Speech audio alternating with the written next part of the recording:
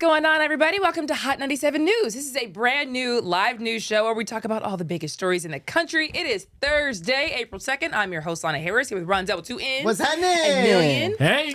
One more day till Friday. Come on now. One more. man. It's payday too. Oh, it is. Yes, Thursday. Payday. Amen. Amen. Yes. Boy, because the way my bank account's looking right now, boy. Definitely could use it. Okay, let's talk about what these people are up to. First of all, did you watch Trump's speech last night? I didn't. You didn't? You didn't? I did. I'm actually happy for you. Yeah, I didn't watch it. I had did. watched it? I had other stuff to do, man. I got a wedding to plan for that. That's true. Literally next month. So Oh, that's true. my focus is not I feel on nothing but get this wedding planned. Yeah. I feel it. I watched it. I felt like I wasted my time watching it though. Oh, Daniel was Thank you. like that? Oh, Bruh, my I God. kid you not, bruh. But maybe I just thought that because we're tapped in, because we're the news, maybe we already knew what Yeah. he was trying to say. Yeah. But he really didn't tell anything, really. Anything That's- new. That's the vibe that I got. Nothing new was said. I really think this speech was for people who haven't been paying attention. Wait, was he lying? Did he get any? Did he double back on anything he said about Iran? Did he flip flop? Did he? Come on, give me. Did he do anything that we weren't expecting? He may No. have told us the same lies that he's been telling us before. But like what I tell you, bro, Oh, my God. it was regurgitated information, bro. Like I kid you not. I mean, you could go on his True Social Yes. and look at this thing right then and there. Yeah, bro. and it's the same thing. He almost literally verbatim took some of the Truth Social posts. So they said that they're just about done with this whole thing. They're very close to finishing their objectives. He said that this is about crippling their military and stopping a nuclear threat. He tried to tell everybody not to worry about gas prices, and the economic impact here because it's all temporary. And that's, boy, when I was driving into work today, I'm looking at $5 for some people. Bro, 446 for Yeah. me. Yeah. 446. And did they start cutting the gas already? Because I swear to God, bro, I filled my tank up. I don't know how my gas is like where it's at right now, but it's not usually like that. I mean, it looks like it's like completely gone almost. For how much you and put I just in? filled it up yesterday at 20. I put in $22. Your gas filled up for $22. 22. I Where pulled you it getting up. gas I from didn't for feel it. I didn't feel it all the way up though. That's what I'm saying. I was Just I put in it. I put it in there to get to place B, but it was like draining a little faster than it usually does. Oh, okay. Huh. You had Yeah. that diet gas. You had That's that what I'm diet saying. gas. That cornstarch That gas. cornstarch gas. That That's little what you had. cornstarch gas. That does not start until May. They had to start it soon. I don't know what they doing, bro. Yeah, so I don't know what that is. But I did slice out about a minute of where he talks about what's next. To hit them extremely hard over the next 2 to 3 weeks. We're going to bring them back to the Stone Ages where they belong. In the meantime, discussions are ongoing. Regime change was not our goal. We never said regime change, but regime change has occurred because of all of their original leaders' death. They're all dead. The new group is less radical and much more reasonable. Yet if during this period of time no deal is made, we have our eyes on key targets. If there is no deal, we are going to hit each and every one of their electric generating plants very hard and probably simultaneously. We have not hit their oil, even though that's the easiest target of all, because it would not give them even a small chance of survival or rebuilding. But we could hit it, and it would be gone, and there's not a thing they could do about it. So I was saying it's kind of more of what we've been hearing. That's what the speech was. So what people notice is that he did not mention the ground troops, which, as we know, are on the way / have arrived. We don't know yet what they're going to do with them, but he didn't say it there. And then he didn't explicitly say, this is when we know we're done. Like, this is the true objective and the measure of that, because there's really not a way to know when their last missile has been destroyed. You know what I mean? Like, until they just, stop firing it off for a couple days, for a week or however long, you wouldn't really necessarily know. So maybe it's when they have hit all the known places that they have. I don't know. So that's what kind of people were looking for. I will say, the counter to that is people say, well, he obviously can't just say, what the goals are. He can't just reveal the plan, because the Iranians were definitely watching. Everybody was trying to figure out what he was going to say. But he did say it's not going to be tied to the Strait of Hormuz. Like we've told you, he has given up on that. Not given up, but he's basically said it's not our problem. This is going to be y'all's problems. In fact, he gave suggestions to countries that did not want to help reopen the strait. I'm sure you saw that. Yeah, he said, number one, you can buy oil from the United States of America. He says we have plenty. He said, number two, you can build up some delayed courage. You should have done it before, he said. Should have done it with us when we asked, he said. But he said, yeah, you guys can go to the strait and just take it. Protect it, use it for yourselves. He said that should be easy because he says that the hard part is done and they're so decimated that it shouldn't be a big problem. But more than anything, he says that when this whole conflict is over, the strait should just open naturally because he says they're going to want to be able to sell oil. So, I mean, that's what he said. That's what he said. Now, I will say that was something new that I haven't heard at least. He's like telling other countries, look, Strait of Hormuz is closed. Buy it from us. That was something new that I haven't been hearing. And I thought that was kind of interesting. I'm like, I mean, that's a decent little strategy there if people actually do start buying from us in a sense. I mean, we closed down your main source of oil. Now you got to outsource that to America. I mean, if we need to get this money somehow, some way, I mean, come on now. That's not a bad idea. Yeah, I don't know how possible that is. I haven't looked that up, like to see what kind of oil we have and what the needs are across the world and what that would look like to get over there. I really don't know. If there's a world where they do buy it from the U.S., I mean, that'd be great. You would think that they would have been doing that already, though. Like if Iran's not their ally and we are, you would think that they would have been doing that. So I don't know what goes into that. But that was what he said. That's an option. And so, I don't know if you guys saw this, but before that speech of Trump's, which, by the way, did preempt a lot of actual TV people were looking forward to looking at last night. He put it in prime time. What was the speech at, like 9 p.m.? There were so many different shows that people were trying to watch last night, and like a lot of them just was like, bloop, replaced with Trump. And he knew what he was doing with that, for sure. He was like, oh, the people watching TV right now, this is when I'm going to have my message on, and I'm going to get the viewership numbers way up on this. But before that speech, Iran's president put out a message to Americans. And I didn't want to put up the speech itself, not the speech, but the letter. It was a long letter anyway, but I don't want to push propaganda. But he basically tried to say that their fight was with the people in Washington making the decisions, not us, not the people. He said ordinary Iranians are not the enemy of ordinary Americans and that we've been lied to about them being some big threat. And this is what he's saying.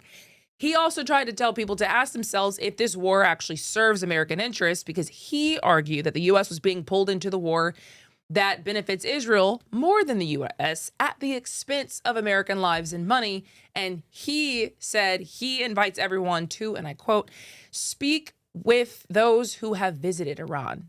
Observe the many accomplished Iranian immigrants educated in Iran who now teach and conduct research at the world's most prestigious universities or just contribute to the most advanced technology firms in the West. He asked, do these realities align with the distortions you are being told about Iran and its people?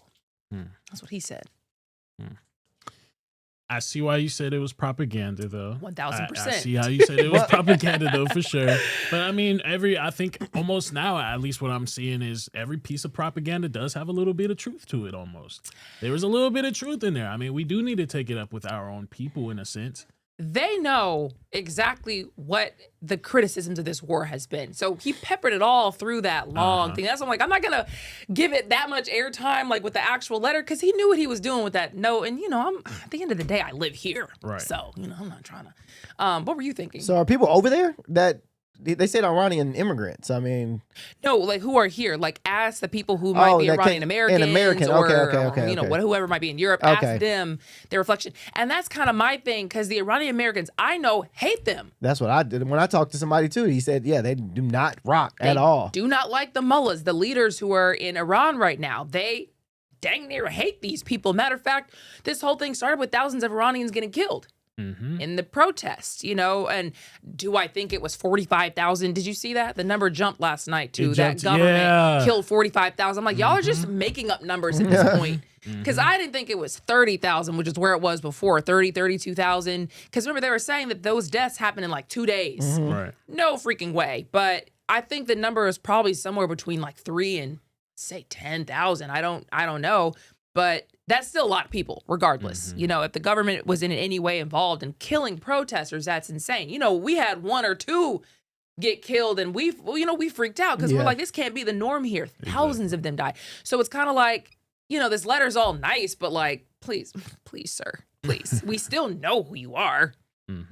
And we know what you're about. And, you know, at the same time, I've also seen videos of people in Iran who are just living their lives. We've seen it. We've showed you guys some videos where people kind of just go on business as usual. So I think it really does depend on who you ask. You know what I mean? That's why I personally felt like what they had going on over there wasn't like my place any more than I think it's like the U.S.'s place to go into an African country or an Asian country or like anywhere and just decide your government is treating you wrong, we're going to attack. Like, I don't think that's for y'all to figure out. True.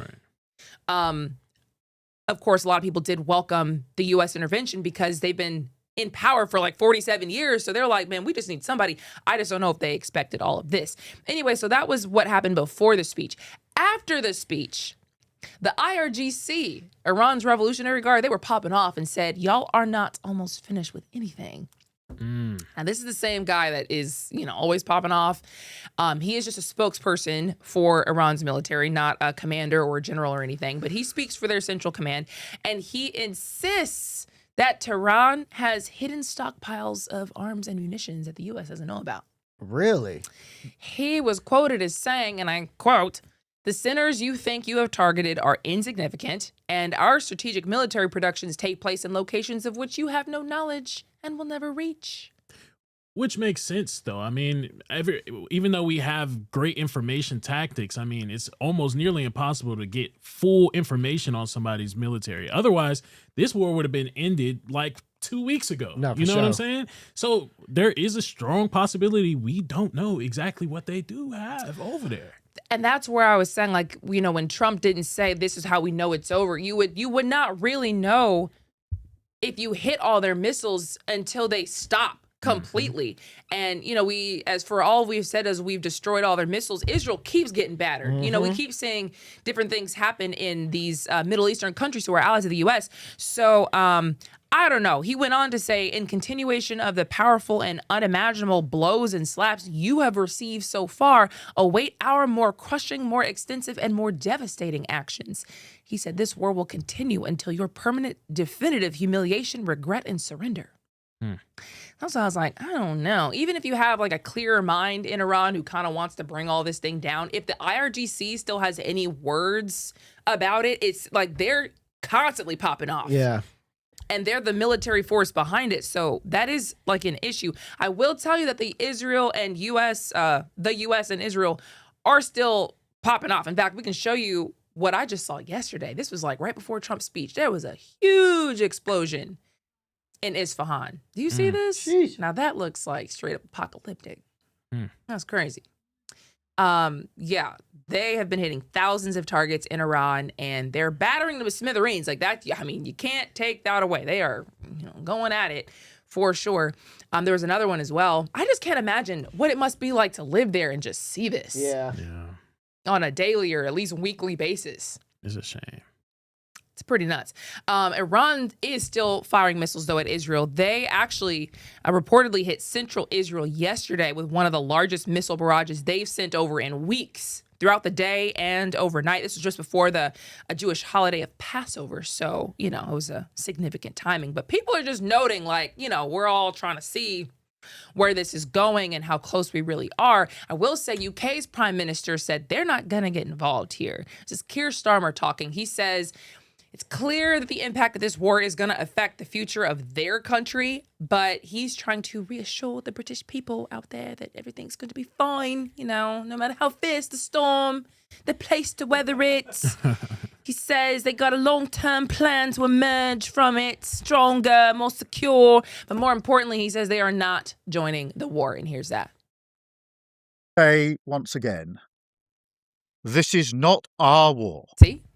We will Told not you. be drawn into the conflict. That is not in our national interest.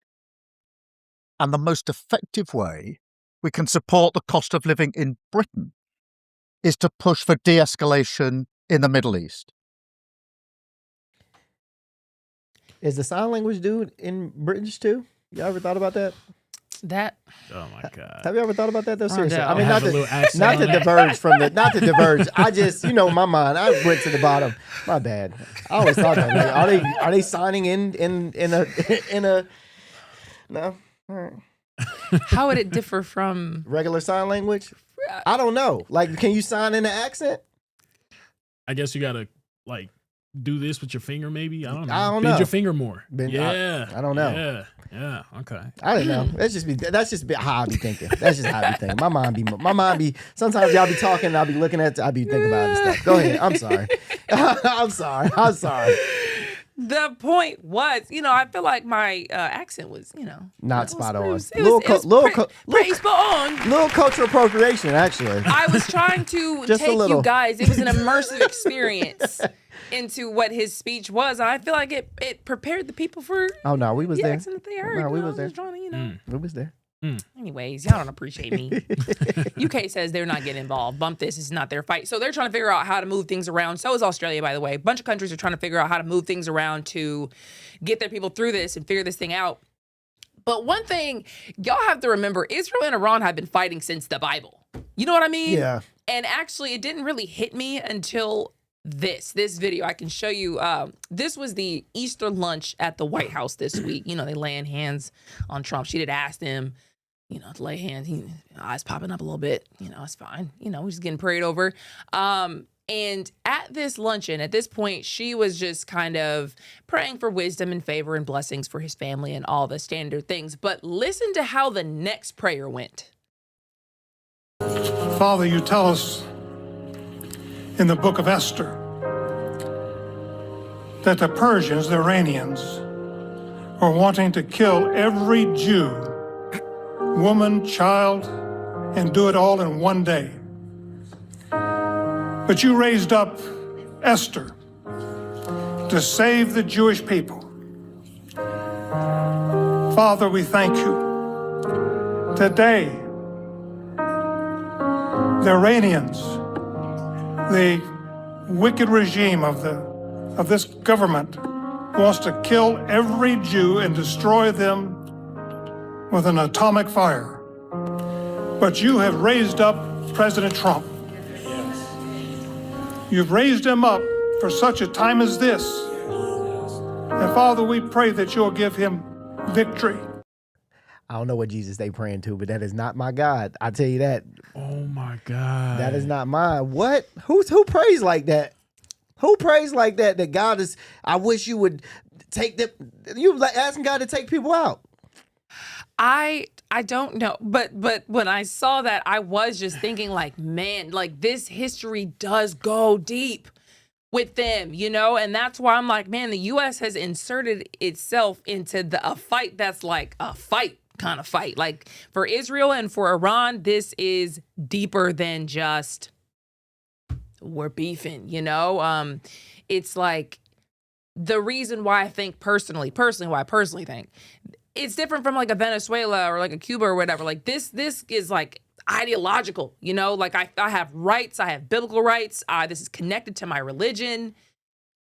So this is, this is deep. Yeah. And that was that a pastor or something like that? I was a pastor, yes. That's crazy. I'm looking at it right now. It says that actually the Persian king in that Bible story that they're referencing, Esther, the Persian king actually helps to save the Jews. There was actually one man's plan, Haman. His plan was to kill the Jews, but the king actually apparently rebelled maybe and actually said, no, we're not going to kill the Jews, and protected them. Because of Esther. Right. So it's like, how are you gonna, it just seems like there was like some weird messaging there. I don't know if that's like, why would you say that they're trying to kill all the Jews when they ended up protecting them? Well, let's not forget the Bible was man written. All right. Fair. Let's not forget. A lot of those, let's not forget. We can get into, and that's a whole nother topic. But let's not forget the Bible was a man written book. So a lot of those stories in that book. You're right. But also, our government shouldn't be built. I mean, You're right though. I mean, am I tripping? You got a point. And I read the Bible. Because of that point, I think that the government shouldn't be involved in Christianity and religion in general. By any means. By any means, because it's like, how are you going it's clearly one-sided to one person, to one specific, it's sided towards one specific type of person in the world. And that's what a lot of these evangelists believe in. They believe that because, the Bible does mention the Jews as the chosen people, that we're supposed to be protecting and exalting Israel and backing Israel and protecting Israel at all points in times. I just don't think that a government should be built upon those type of foundations. 1,000%. Not at all. I don't think it's supposed to, because Ted Cruz, who's a senator, he's explicitly said one of the reasons why he supports Israel is because the Bible tells us, to bless Israel. He said that, like, our lawmakers. So, we're not just kind of talking out of our hoo-has, saying this stuff. Like our lawmakers, people who are making our laws, believe this. And so when you see what's kind of going down over there and the decisions that they're making, some of them quite literally could be acting on their own personal religion, which is interesting. Anywho, so I just wanted to round this whole thing out, just to put this on your radar. The U.S. says China is testing nuclear weapons as well. So I don't know when this is going to become a new problem for everybody, but U.S. intelligence does believe China is developing a new generation of nuclear weapons and has conducted at least one secret nuclear explosive test back in 2020. And they believe that this is part of a push to basically build the most technologically advanced nuclear arsenal in the world and become more of a peer in that sense with the US and Russia. So, they have a nuclear weapon. They've had nuclear weapons since 1964. They just have a smaller arsenal than the US and Russia does. But they've been building, I guess, warheads faster than any other country. So it's just, I'm sure this is going to become a conversation at some point. So I saw that and I was like, let me tell the people real quick. Yeah. I still don't think it's going to get to, like, even if they do get to a point to where we all have the same amount of missiles or maybe even more, I mean, it's still going to be a stalemate regardless. They're just protecting themselves even more. I understand. I would hope that that's the thought, that it's that they're protecting them, because for Iran, that's not the thought, right? Like we say Iran can't have one because they're crazy, they're insane, they are unhinged, they cannot have one because who knows what they would do with it. The hope would be that China does not get the same rep and we, have to do this whole song and dance all over again. So that's not me, one way or here or there saying Iran should have one or not. I really, it's they're going to have one or they won't. It's going to work out or what, I just live here. But I just said, man, like, again? Yeah, they don't have that rep though because they already have the nukes. You see, once you already have them, you're kind of like, all right, you're just using it to protect yourself. But before you get them, though, you could be a danger. You could be a danger. Exactly. Like nuclear, I think the countries who have nuclear weapons, there's an agreement that we are not going to fire these off at each other. This is all mutually assured destruction. If one of us pops it off, everybody's popping it off, and it's going to get weird. So they're concerned that if Iran got a nuclear weapon, they wouldn't abide by that rule, and they would just blast it right at Israel, like immediately. Which isn't the case, probably. I don't know. I mean, Iran keeps saying, and I think you could back this up with the fact that they haven't explicitly targeted another country themselves. Like the U.S. has targeted a bunch of countries. Israel's definitely targeted a bunch of countries. But Iran has financially backed a bunch of proxy groups. So, they can't just say we haven't done anything. For sure. We at one point thought North Korea was going to be like Iran. We thought they was going to be the danger. If they got nukes, oh man, it's all over. Yeah. But you see how tensions start to lower once other people got nukes now. You're like, all right, okay. I guess I respect you. I honestly forget North Korea even exists most of the time. You know what I mean? For all the oh my God, in the world about it. We got bills, we got jobs. That's why I don't be worried about none of this. That's why I love hearing about it, but at the same time, I'm like, y'all not paying none of it. I got to wake up every day and go to work. And I feel like the Iranians at some point, because it's like, they getting all this stuff happening. I mean, I don't feel like I'm all the way. So let me pull that back a little bit. All right. Let me pull that back just a little bit. I understand that all this talk and all this scare and all this nuclear and all this, I'm like you, bro. I have to get up and go to work every single day. I got to get up. My bills was due yesterday. Okay. Rent was due. Yeah. All these things to do. It's like, hey, if you're going to do it, do it. That's what I say. Press the button. Like, press the button. Don't press it. No, I just feel like I'm not gonna let these people stress me out. Like, it's just there's nothing I can do about it. You know, the Democrats do something, I don't like it. I have to go to work regardless. Republicans do something, I don't like it. I can't do anything about it. I gotta go to work. That's where it's like we're just keeping an eye on these people, but there's nothing we can do. So, you know, that's why I do think it's interesting. Have you ever thought about what it must be like to be one of these lawmakers and wake up and every day, like, this is on their mind? Oh, for sure. Like, I literally have to make a decision today that's going to kill a bunch of people or not kill a bunch of people or blow something to smithereens or convince the American people I have to do this or convince the American people I shouldn't do this. Like, I got to get up and do this every day. Yeah, I'm surprised that, like, the suicide rate of being in one of those positions is not higher. No, I mean, they get paid. That's stressful, though, bro. When you get in bank, I mean, all those worries might go to the back burner a little bit. Everybody says money gains happiness, and I'm here to say it does. Okay, it definitely does. It makes you happy. So that's why they're so chipper. That's why they're able to go to Disney World and Disneyland. Some of these lawmakers are overseas right now. They went on that 2-week vacation. It's true. I've seen them in, like, I don't know if they were in Scotland or Switzerland or Sweden or Germany. One of them, they took a trip out there. I've seen some people in Vegas. Some people went down to Florida. I was like, oh, y'all are living. That's all I'm saying. And they don't care about this. They don't care about us. Okay, so the Supreme Court is weighing birthright citizenship. We're going to talk about that after the break.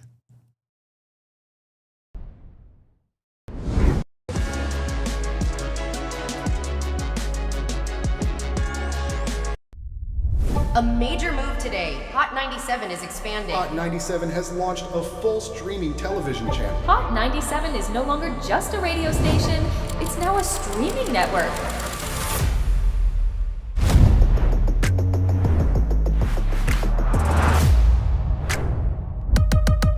Welcome to Hot 97 News. Let's dive into the news because the news has been newsing. Hot 97 Mornings with Mero. We got Shiny Culture in the building. Leah Bell in the building. Good morning. And DJ Cass One. You know what it is. You know how I get down with the Funk Flex energy, baby. Let's get it, Flex. Nobody don't want no smoke. Wow, it got spicy real fast. Here for it all. We're here for it all. Let's go. Mariah Carey takeover. The people made it happen. Yeah. I'm coming around to all the classrooms and we turning up. Good morning, students. My name is Wale. Aren't you supposed to be in class? Wale, where are you supposed to be? Oh, man, you're supposed to be in class, man.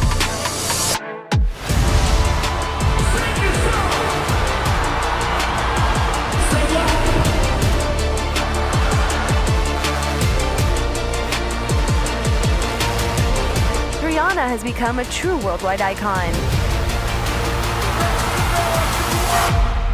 Congratulations on the job. We listen to Hot 97 every day. We can't wait to hear you guys even more. Hey, let's go!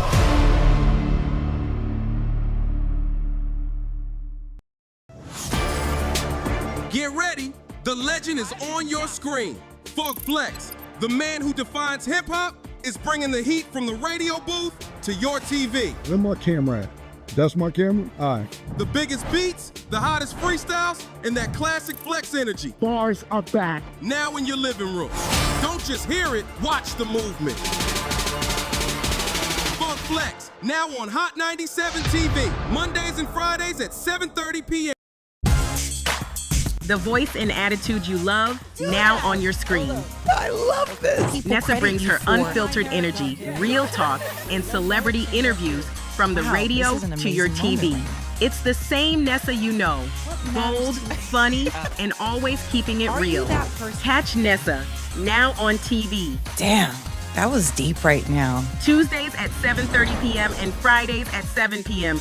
Only on Hot 97 TV.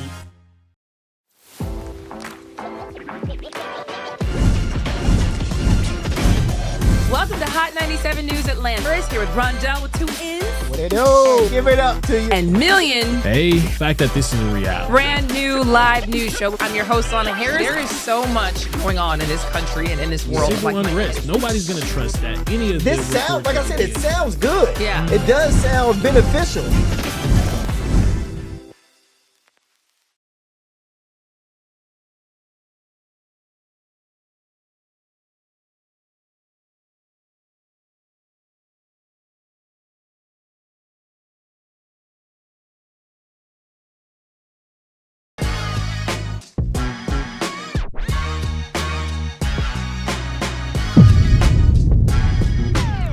All right, welcome back to Hot 97 News, everybody. Did you see Artemis 2 launched yesterday?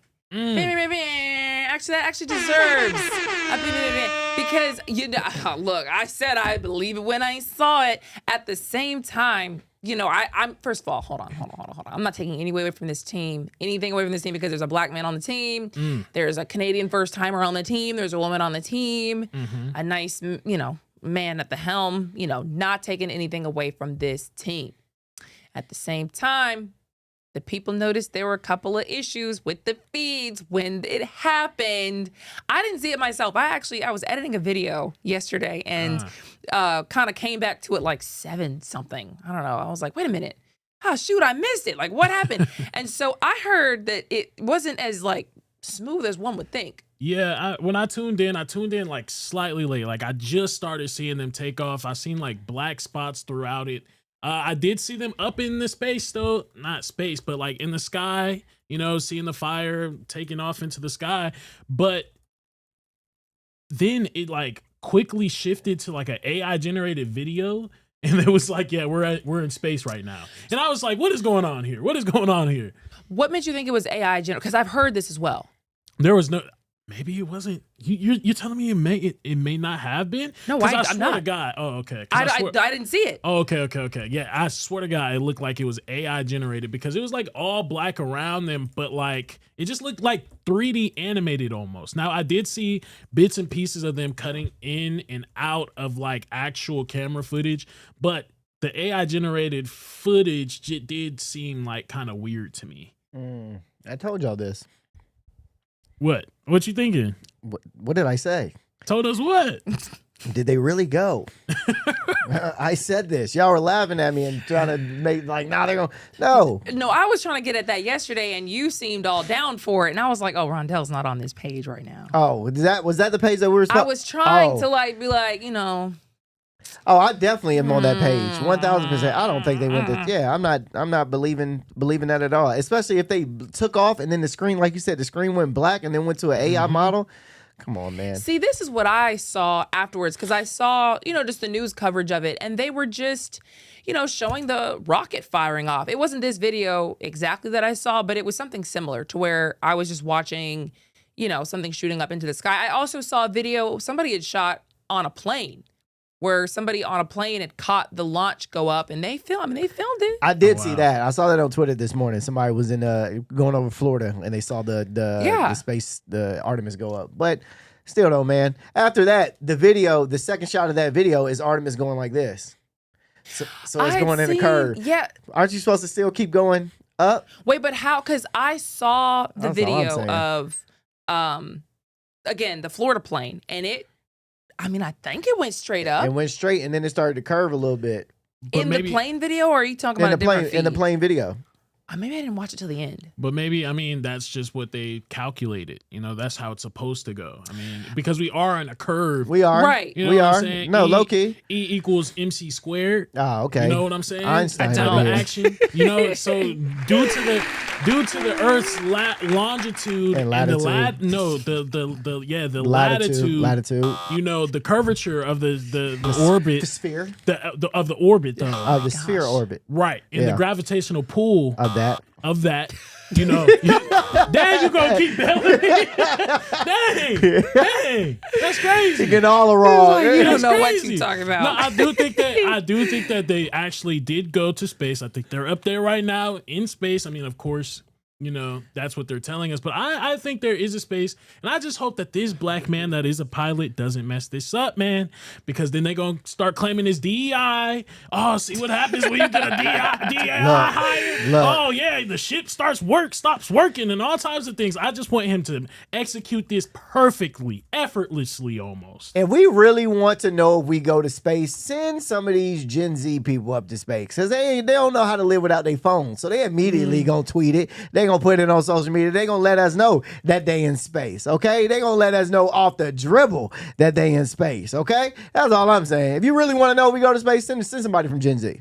How you going to do us like that? I'm just letting you know that's real. These old people, these older fellas and women, they don't care about posting no pictures or taking no pictures or letting y'all know that they up there. They don't care nothing about that because they ain't. You don't think maybe they're working though? Maybe they're just working. There's 4 people on the ship. They all have to be doing First of all, I'm something. going to let you know right now, that black man took his phone with him, okay? What? Black man took his phone. He snuck it in. He took his phone. I'm letting you know that now. He took his phone.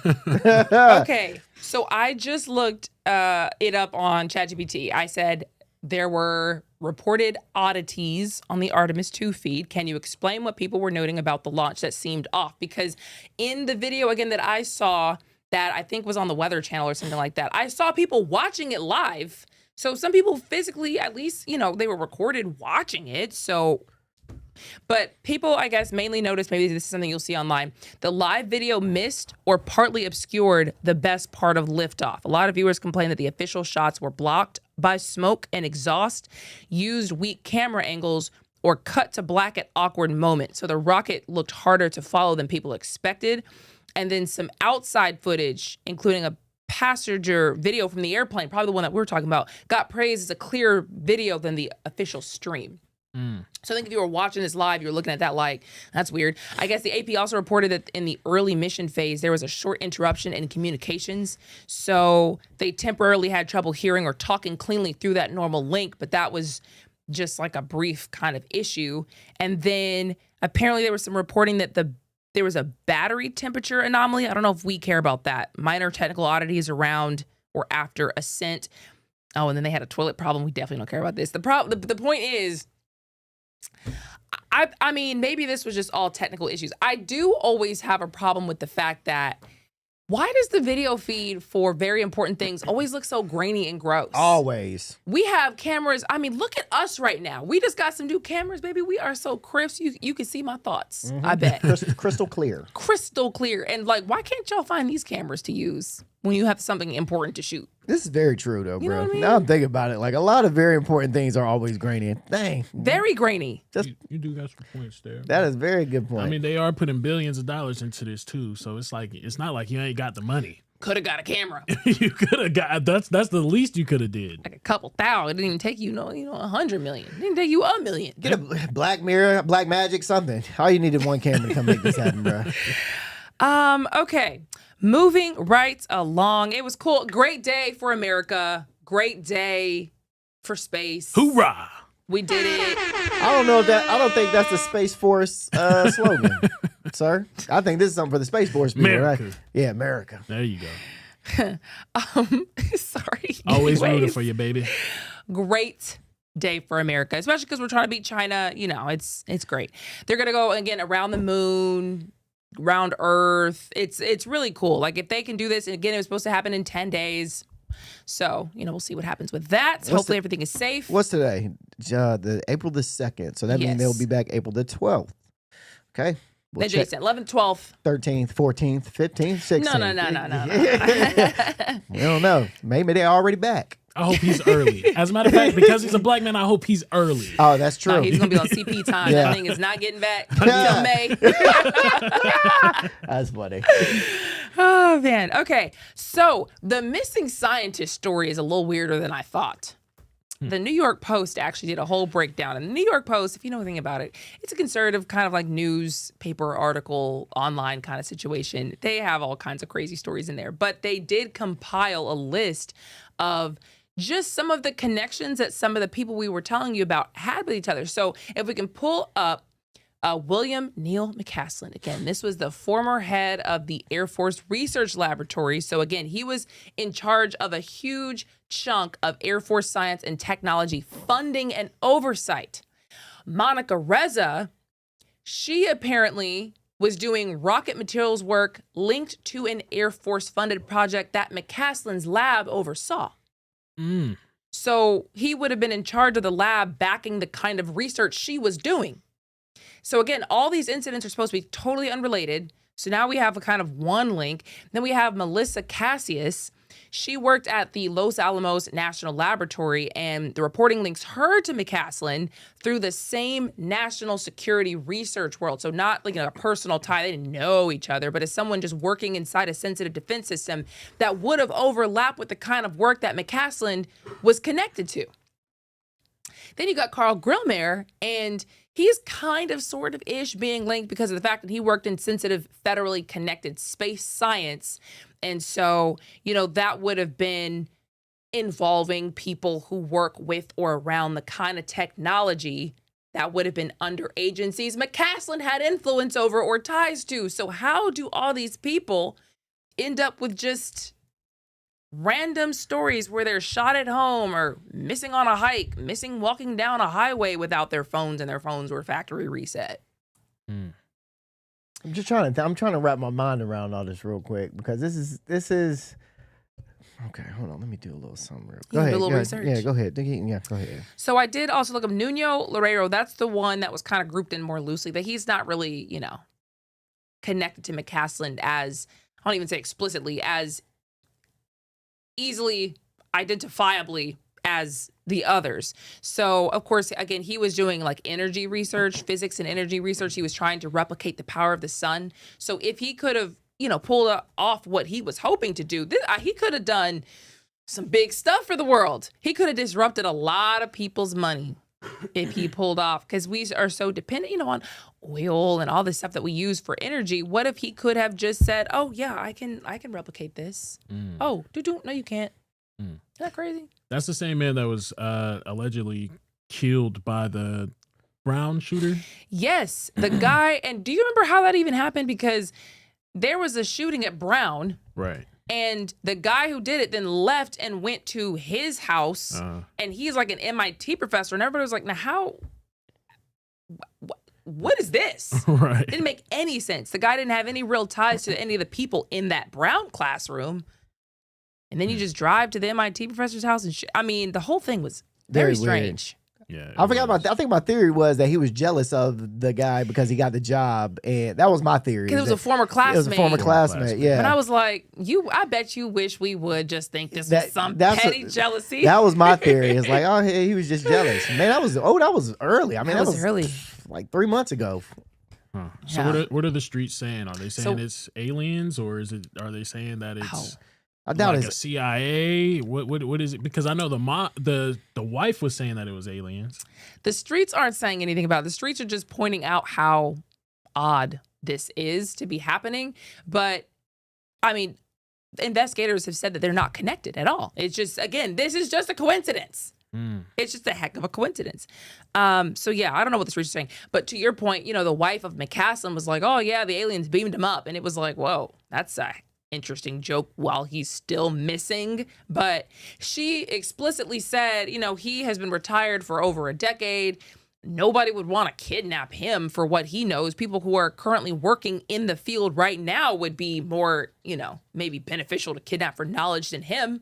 He's been kind of removed from it for the last couple of years. So I think that's why it's interesting that all these other people got more ties. Yeah, I mentioned that. I'm trying to read. Never mind. That makes no sense. Sorry, I had a note. Oh, it's all good. No, what I was thinking made no sense. It's all good. I'm not even going to try to say it on air, so it's okay. Yeah, no, I feel you. Okay. In the meantime, we are about to get spammed with AI propaganda, people. I saw this story, and I just got so irritated because, first of all, I hate campaign texts, campaign commercials, campaign everything anyways. They do too much. It gets exhausting. But apparently there's a group that's aligned with Trump who's planning to spend $100 million for the midterm elections specifically on advancing pro-AI policies. And basically their whole goal is to support the candidates who favor less regulation of AI and oppose candidates who push stricter AI rules. So this is something the Trump administration already wants to do as far as saying they favor deregulating AI. We want the people who make AI and, just do that whole thing and that whole field to have less regulation so they can do whatever they want to their heart's desire so that we can have the best AI field compared to China, compared to anybody else who might be working on AI. We don't want our guys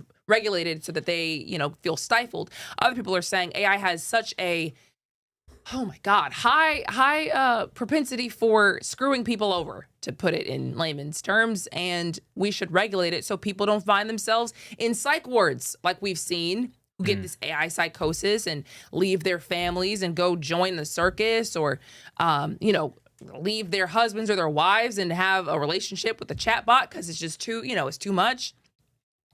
But they said, yeah, we don't want any regulation, so they're going to spend a lot of money. You're going to start seeing a lot of people start talking about how great AI is. I just saw a story the other day. I think it was like right before I got on. I was on Twitter, and there is a school. I don't know what state, but it's a school that parents are spending $55,000 a year, and it's going to be taught nothing by AI. It's nothing but AI. Nothing but AI. Nothing but AI. Yeah. So, and that's I have conflicting opinions on this because on one hand, AI, like I now use ChatGPT for research. So if I want to find an article and put the article into ChatGPT, I'll ask it like, hey, break down in bullet points what this is saying and be specific, don't reword it. Don't, whatever, give me your interpretation of it. And then if anything looks off, or as soon as I understand it, then I'll go to the article and I'll read it and like, okay, I kind of have an understanding already. So I see how AI is beneficial. I think people who use AI are going to be running circles around people who are just doing all this from scratch because it does compile things a lot faster than you can find. At the same time, we're just giving it to AI. As soon as you get a little too used to not having to think and search for yourself. That's amazing. I like it. If you're not having to think for yourself. I'm tired of thinking. I'm tired of thinking, dog. I've been thinking for 35 years. It's finally time for somebody else to take that think up off me. You know what I'm saying? I'm tired of thinking. So how far does that mindset go, though? Would you implement a chip that to tell you to think and tell you how to think? No, I still want to be fully aware and fully capable of taking care of my own body. Like I want my mind. I want to have control over my mind and my body. But when it comes to things that I don't feel like thinking about, I would like to get online and just type it in and say, hey, AI, go do this for me. Yeah, 100%. 100%. And there's a story about that school, and I think I'm actually gonna do that story tomorrow. I'm not gonna tell you guys, but it's a school that's trying to implement AI into the school system. But yeah, I honestly believe that, come 2028, the AI propaganda is going to be at an all-time high. We're probably going to see the wildest things, some things that you probably aren't even going to be like, is that real or is that fake? Yeah. You know what I mean? And on top of that, that's probably there has to be some type of stipulation around that, though, when you're doing these campaigns, because I could do a smear campaign, AI propaganda campaign on any of my opponents at any point in time. That's what I'm saying. And you know what? That's a really good point, because as I've been trying to cover this around war, it's been so freaking hard to find videos that are real, because you don't know what's fake. Mm-hmm. So there's only a limited amount of people you can pull videos from. And honestly, it's pretty genius. Now that I think about it, like if I were in charge of a country, AI would be the best freaking thing that I could ever ask for, because now you have to only get your sources from a limited amount of people who are covering that are trying to get it right. And there could be so many people who are literally on the ground being like, look what's happening. Mm-hmm. And you'd be like, well, I don't know if that's AI. I can't believe you. Mm-hmm. You tell me your village just got destroyed. I can't believe you. You could be lying. You could be making this up, and you have a tool that you could do it with. It's crazy. And at what point do the lies become the truth? I think we're seeing that in action right now. I actually heard, and I don't know if this is true or not, so please, it is what it is. We're just talking amongst friends. I heard that people in Iran at least in some places, are getting told that Iran is like crushing right now, that like New York's gotten hit, that DC's gotten hit, that they're literally hitting the US. And I mean, that doesn't even make any sense because they don't have anything that could reach over here. So I don't know why that would be a line or believable, but we literally don't know what they're being told. That's what I'm saying. And even if that's not true, what if there are people online who start believing it? 1,000%. I'm in Bulgaria, and now I'm reading this report by this article who says New York got hit. I'm not in New York. I don't know. Yeah, man. At what point does the lies become the truth? And that I think in the next few years, man, we will start living in lie more than we start living in truth. We will start being fed, and we already are fed lies as it is now, but the lies will become the truth. There will be no more, oh, this is true, this is true. It will just be straight up, yo, that's a lie, but it's true. Like everything you're saying is a lie, but it's true because I can't determine if you're lying or if you're telling the truth, so I just have to believe it. And enough people believe it that I now look crazy. If you don't believe it. Because I can't prove it. It just sounds weird. Come on, man. But then there's also two different ways to look at everything. Like if they're like two things can be true. You can look at a commercial for pizza from some cheap pizza place and you know hear how good it looks and how good it is and how everybody's smiling and happy, but they don't put in the commercial that this stuff is really bad for your health. This could give you diabetes. This could give you all types of different health issues. They're not going to put that in the commercial. They're going to put the good stuff in the commercial. It doesn't make anything more or less wrong. It's just this is the part you're seeing. Now I believe this is good for me. Now I believe this is fine to eat when really it's not. Not at all. But they're not going to tell you this part or else you wouldn't buy it. 100%. So that's how I feel like a lot of this stuff is going. Two things kind of can be true at the same time. Yeah, like That both part. of our governments could all be bad. They could all be lying. You know? Whatever. Anyway, look at what happened in China, y'all. This is kind of on the same vein. Mass robo-taxis malfunctioned and just completely stopped traffic in a city in China. I can show you the video. I don't know what this says at the top of this video. You know, so hopefully it's something crazy. But they just stopped. They malfunctioned, just stopped in traffic. Wow. That's hectic. And, you know, I was just thinking, man, what would you do? Imagine you're on the highway. Car just stopped. And the car just stops. That's crazy. That's a lot of robo taxis at that. And I don't know if y'all noticed, but like Waymo, our self-driving cars that we have out here, they're not even on the highways. No. They're only on the streets. Oh, I didn't know that. Yeah, they're not on the highways yet. So the fact that they're able to put theirs on the highway already is kind of interesting. It's like, dang. Yeah, them Waymos ain't out there yet. And they already causing destruction on the regular routes. Right. Like, so, I mean, no, I wouldn't even want to, I don't think I would want to see a self-driving car without a person behind the wheel on the highway. I wouldn't either. Yeah. I mean, it's already like kind of spooky enough to me that it happens on the regular roads. Yeah. Like I went to, where was I, in San Francisco? Yes. They're everywhere. They are everywhere. Really? Like you pull up to an intersection and there's Waymo. I mean, they're everywhere. Wow. And I'm like, that y'all got a lot of trust. You know what I'm really disappointed about though, man, is that we have self-driving cars, but we don't have flying cars yet. That's what I'm really mad about. You know, at this point, 2026, I would think we would have flying cars or something. We went to the moon in 1969. What does that mean? We can't have flying cars car. by 2026. By 2026, we just now getting into the self-driving situation. You dig what I'm saying? Like, where are the flying cars? All these movies were so wrong. Now, you know some countries have those flying cars. Remember that Uber story in Dubai I was telling you about? Yeah. But it looked like a helicopter. That's a helicopter. Not like a flying car for real. Yeah. We talking about one of the cars that like got the magnetic stuff on it, takes you up and you drive. That's what I want to see. Look like my Jeep just flying. That's what I want to see. You know what I mean? I don't know if I want to see traffic in the air. I also don't want to see a car accident in the air. But here's the thing. You wouldn't, because there wouldn't be a lot of people with it. That's the thing. Yet. You wouldn't. You would have to have a lot of money It's to a get a flying car. yes, it's a natural progression of things. I mean, the rich are, of course, going to have it First, first. exactly. And then people are going to find ways to make it cheap and cheap and cheap until we get like Fords in the air and they just crashing. And it's just like, oh, God. I don't know if I want that. A Honda Civic flying in the air, crashing. Could you It's crazy. actually imagine, I was about to say, a crash happens and then the debris just falls wherever it falls. Yeah, how do you even do the insurance on that? That'd It's the be craziest part, bro.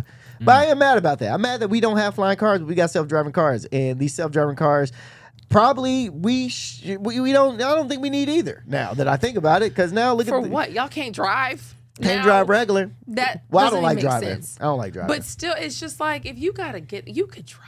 Like, have you ever not had a car for any extended period of time? For sure. You know how good you feel when you have a car? 1,000%. And then how just like spoiled you must sound to be like, man, I don't even want to drive. It's like, you know. It's a blessing. It is a blessing. It's a blessing. It's a blessing to have legs to drive, arms to turn the steering wheel, and actually be able to have a car. Yep. But we get so spoiled and we get so comfortable within it. It's like, I don't even want to do this no more. When you drive past that person at a bus stop, they probably thinking like, God dog, I wish I had one of those. Because I can get to my job way faster and I can be warm and you know what I'm saying? So yeah, we take everything for granted. And once we get flying cars, we're gonna take that for granted too. Next we're gonna want to teleport. We're gonna want to teleport. And then we're gonna get rid of it, and then we're gonna get tired of that. Like, come on, man. It's a never ending cycle of us being ungrateful of where we're at in society. That's why we're always trying to level up with the things that we do. That's it. What comes after teleporting? Die. Die. No, you can't do anything else bad. Time travel. Yeah, then we're going to get tired of that. You might be tired. You're going to get tired of going back and seeing stuff that you ain't supposed to be, like, trying to fix things in the past. Now you butterfly effect. Now you're messing up this person's life. You ain't mean to mess up that person's life because you done went back in the past and turned the water faucet this way when it should have been turned that way. Dog, yeah, we don't need that. The butterfly effect, we don't need none of that. We don't need none of that. I should have did hot water. Yeah, look. And now your whole life ruined because you turned the hot water on and it was supposed to be cold. Crazy. Oh man. Yeah, I'd be messed up, man. But yeah, we don't take everything seriously. I mean, we don't take everything we take everything for granted.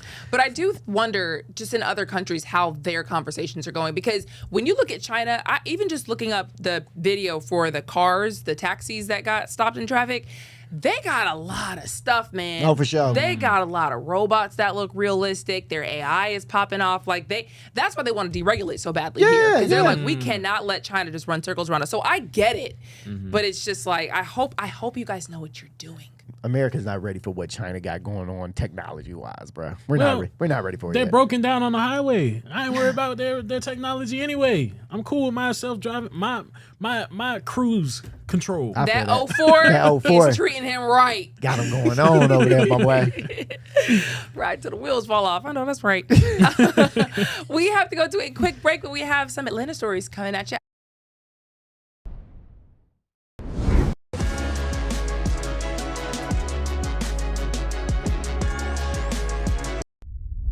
A major move today. Hot 97 is expanding. Hot 97 has launched a full streaming television channel. Hot 97 is no longer just a radio station, it's now a streaming network.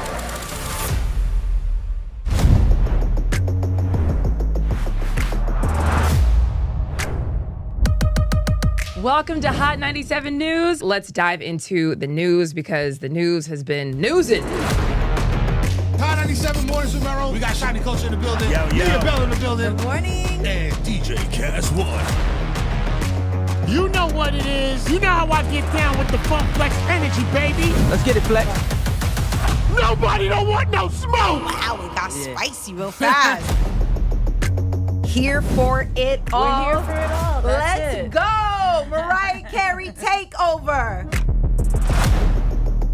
The people made it happen. Yeah.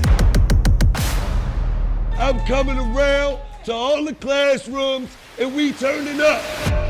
Good morning, students. My name is Wale. Aren't you supposed to be in class? Wale, where are you supposed to be? Oh, man, you supposed to be in class, man.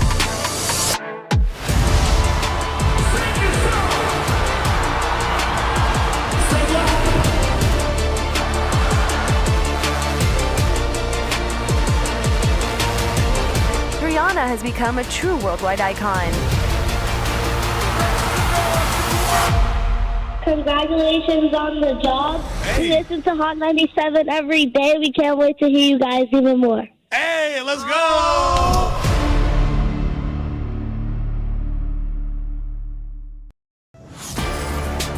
Get ready.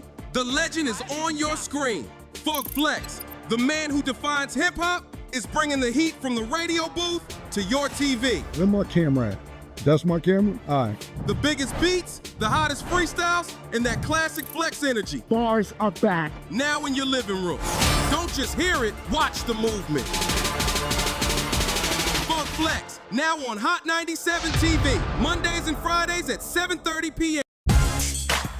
The voice and attitude you love, now on your screen.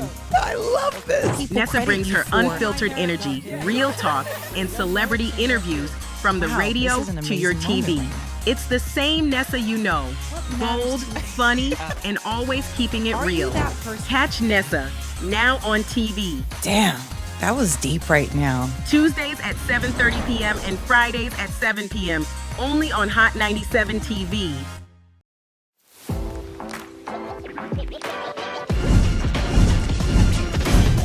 Welcome to Hot 97 News Atlanta. We're here with Rondell with 2 N's. What it do? Give it up to you. And Million. Hey, the fact that this is a reality. Brand new live news show. I'm your host, Lana Harris. There is so much going on in this country and in this world. Civil unrest. Nobody's going to trust that. Any of this sounds, like I said, it sounds good. Yeah. It does sound beneficial.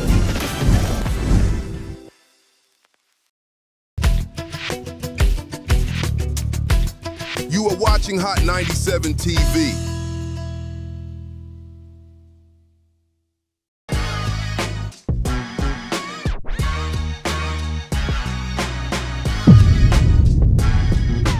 Oh, what's going on, everybody? Welcome to Hot 97 News Atlanta. This is a brand new live news show where we talk about all the biggest stories across the city. It is Thursday, April 2nd. I'm your host, Lana Harris, here with Rondell with 2 N's. What's up? And Million. Hey. I don't know what your woes are today, baby, but it's Thursday. And tomorrow is Friday. That was deep. You know what I mean? That was deep. I'm hitting you right in your woes. I mean. And let them know it's Thursday. Yeah, Thursday. I felt that too. I don't know what your woes are today, but I'm letting you know that it's Thursday. Hey, I like that. I don't know what your woes are today, but I'm letting you know it's Thursday. Yep. Okay. I don't know what your woes are today, but I'm letting you know it's Thursday. Hey. You know what? Maybe you need to be a DJ. Nah, because you got something for everything, don't I do. you? I You do. I do, You man. sure do. Rapper. Not a rapper. Not a rapper. Not a rapper. Okay. Not a rapper. I'm just an entertainer. Okay. Okay. Yeah. Okay. Talented. Talented. Wow, he's so talented. Versatile. The versatility. Versatility. We're seeing it. It's Yes. crazy. It's Yes. crazy. Okay. Amen. That's all I'm saying. Okay, let's get into it, shall we? 3 men from here in Georgia are accused of breaking into a Real Housewives of Miami star's house. Yes, this whole situation involves Larissa Pippen from the Real Housewives of Miami. Larsa. Is that Larsa how- Pippen? Is that how you say her name? I think that's the guy. Oh, that's the lady who was dating Michael Jordan's son. Yes. Yeah. Who's home in Pinterest? You know Michael Jordan's son, and this is Scottie Pippen's ex. Yes. Yes. But they came down to Florida, became the target of a police who was planned. They planned a burglary at Larsa Pippen's house. According to authorities, Tristan Lachey Booker, Cortez Damon Johnson, and Elijah Eugene Russell. Why they use a whole government name in this thing like that? Allegedly pulled up and shattered windows trying to get inside. But here's the twist: Pippen wasn't home. She was watching the whole thing play out on her surveillance video while police were already on the way. So now the suspects panic, jump in the car, try to escape, crash into another vehicle and a fence, and then take off running. And this is where it turns into a movie scene. Pinecrest Police Chief Jason Cohen ends up in a foot chase, his first one in 15 years. But to say the chief does not change. tracking down Russell, who runs across a major road, hops fences, finally jumps into a Snapper Creek canal. Only problem, he didn't get away. Police caught him literally hanging onto the edge of the canal, ended the chase right there. Now, investigators believe this wasn't random, that these 3 may have traveled from Georgia, specifically targeting Pippen's home. That part is still being confirmed. All 3 are now locked up, facing attempted burglary charges with bond set between $7,500 and $8,000. And Russell already had a warrant waiting for him back in Georgia. Hey, Mr. Cohen, how you feel, brother? Let me ask you, first, let me talk to you. How was your body after that chase? Because you say you ain't had one of those in 15 years. Boy, I know you was hurt after running. Couple things. One, someone said the Migos went broke. That's crazy. Also, Keys. Yeah, man, I was first thinking, of course, if it's some celebrity, you got the whole police chief. Come on now. Chasing them down the street. That's crazy. Yeah, this is and that, mind you, this is Scottie Pippen's ex, Yes. and there was a whole. I remember watching this unfold on Twitter. There was a whole like dilemma of Michael Jordan's son dating Scottie Pippen's ex, and Scottie Pippen being Michael Jordan's former NBA teammate, best friend, close. So that was like a whole thing. Larsa Pippen is like way older than Scottie Pippen's. Than Michael Jordan's son. Right. It was a whole thing. So this leads me to believe Scottie Pippen come to the front. Come to the front. What is he supposed to do? What is he supposed to do? Come to the front.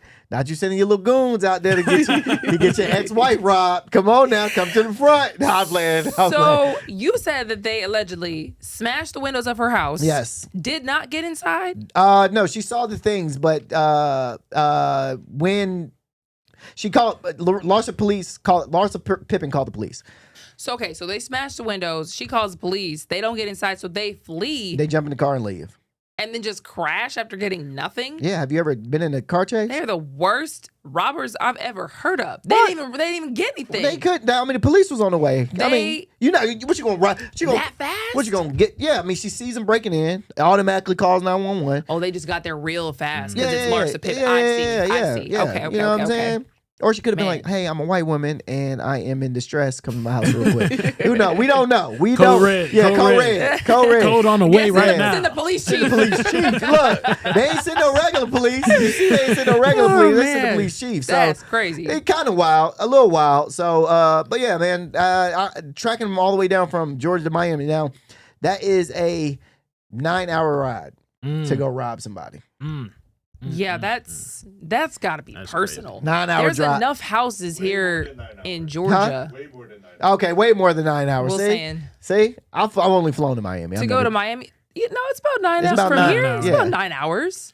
Well, yeah, it's 6 hours just to get to Florida alone. Yeah, it might be like 10. Yeah, it may be like 10 from Atlanta. Because it does, yeah. I guess it depends on where you are. What does it take 6 hours to get to Florida? Yeah, that's 9 hours and 30 minutes. It takes like 3 hours probably to get to Florida. Yeah, 6 hours I think to get to Orlando, and then a couple more hours down. Yeah, 9 hours and 37 minutes. So that's a long drive to go just rob somebody. You could have went to who the Real Housewife mom? What's her name? The real famous one, the lady. Phaedra? Not Phaedra. The other one. Her husband passed. Oh, I don't know. A housewife, Nene Nene Leakes. Yeah. Could have went got Nene. Don't put that. I'm not. No. I don't want you to get robbed. But I'm saying like there was other housewives here. Housewives of Atlanta just as big as Housewives of Miami. But then there are other just rich people too. Like you didn't have to go all the way down there. True. To rob somebody, to not rob somebody because you didn't even. Lana's saying if you want to rob in Atlanta. That's what Lana's saying. Lana's saying stop robbing outside of Georgia. Come rob these rich people here. That's what you're saying, right? All I'm saying is. You drove down to Miami to get foiled by a camera? So you didn't even get... All you accomplished was going down to Miami and smashing the window. That's all that you did. Then crash the car. It's funny because they probably got girlfriends. Their girls is probably sitting there watching the Housewives, and they probably watching the Housewives. One of them probably called his homeboy like, bruh, hey, look, my girl watching this show, boy, they so rich on this show, boy, we got to go get her. But we got to go get her. He like, what you talking about, boy? He like, bruh, turn on TV, The Real Housewives of Miami. Look at the girl, Larsa Pippen. He like, boy, we got to go down to Miami and get her, boy. There you go. All three of them connected. Boom. Down to Miami. I thought you were going to say that one of their girls wanted, man, she loved that necklace. Hey, bro, that's even more wild, bro.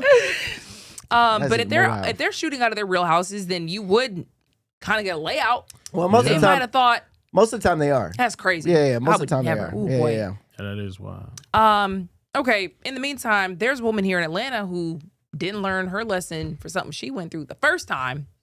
So y'all remember when I had told y'all about the chick that was, well, this is it. I was going to wait till you wait for a second, but you brought it up. No, that's okay. Well, yeah, we've seen it already. Yeah. So y'all remember this? Y'all remember this lady? She was the lady that was stealing luxury cars inside the Atlanta airport. The airport. Yes. Okay. So we're talking about Sherelle Reed, 28. Police say she was targeting the high-end cars at the airport. Now to host VIP parties at a spot called Rails Room at Cascade Heights. Okay, so she was stealing these cars for a motive. She wasn't just stealing them just to steal. Now the motive is here. And this wasn't a low key either. On social media, it was being promoted as Atlanta's newest obsession, food, hookah, VIP vibes, everything but a license. According to police, Reed and her mother, Shantara Churn, kept the operation running even after being denied a business license. Meanwhile, neighbors have been calling it in since September, complaining about late night parties and what they believe were illegal alcohol sales. So on March 29th, officers pulled up. Body cam footage shows them shutting it down, taking both into custody. Inside, police say they found about 120 bottles of alcohol and all tied to an operation that wasn't supposed to be operating at all. Now, here's where the part really flips it. Reed was already out on bond for what? The luxury cars. Right? So she got arrested early in March, bonded out. Now she's back in jail, facing even more charges. Dang. So now you got a situation where somebody allegedly went for stealing cars and throwing parties, all while while already dealing with felony charges. Sherelle, girl, sit down. You should have sat down after you got the bond. This lady said, I'm just living life. Look. However I want to live it. Come get me. Bruh, in this economy, though, I Boy. kind of understand and respect the hustle. She could, well, not the stealing part, but I understand the bar. Yeah. The little fake bar, I understand that. You know, because it's like, look, man, I'm not going to let y'all stop me from being an entrepreneur. I don't need this business license. I'm going to make it happen somehow, some way, especially in this economy. Yeah. I respect that. Not the stealing, but I respect because at the end of the day, she's still giving to people. You know? Yeah, alcohol. Yeah, what to people. Yeah, which is not, not the best thing to get. Not the best I thing. thought, maybe she could have started a nonprofit without a license.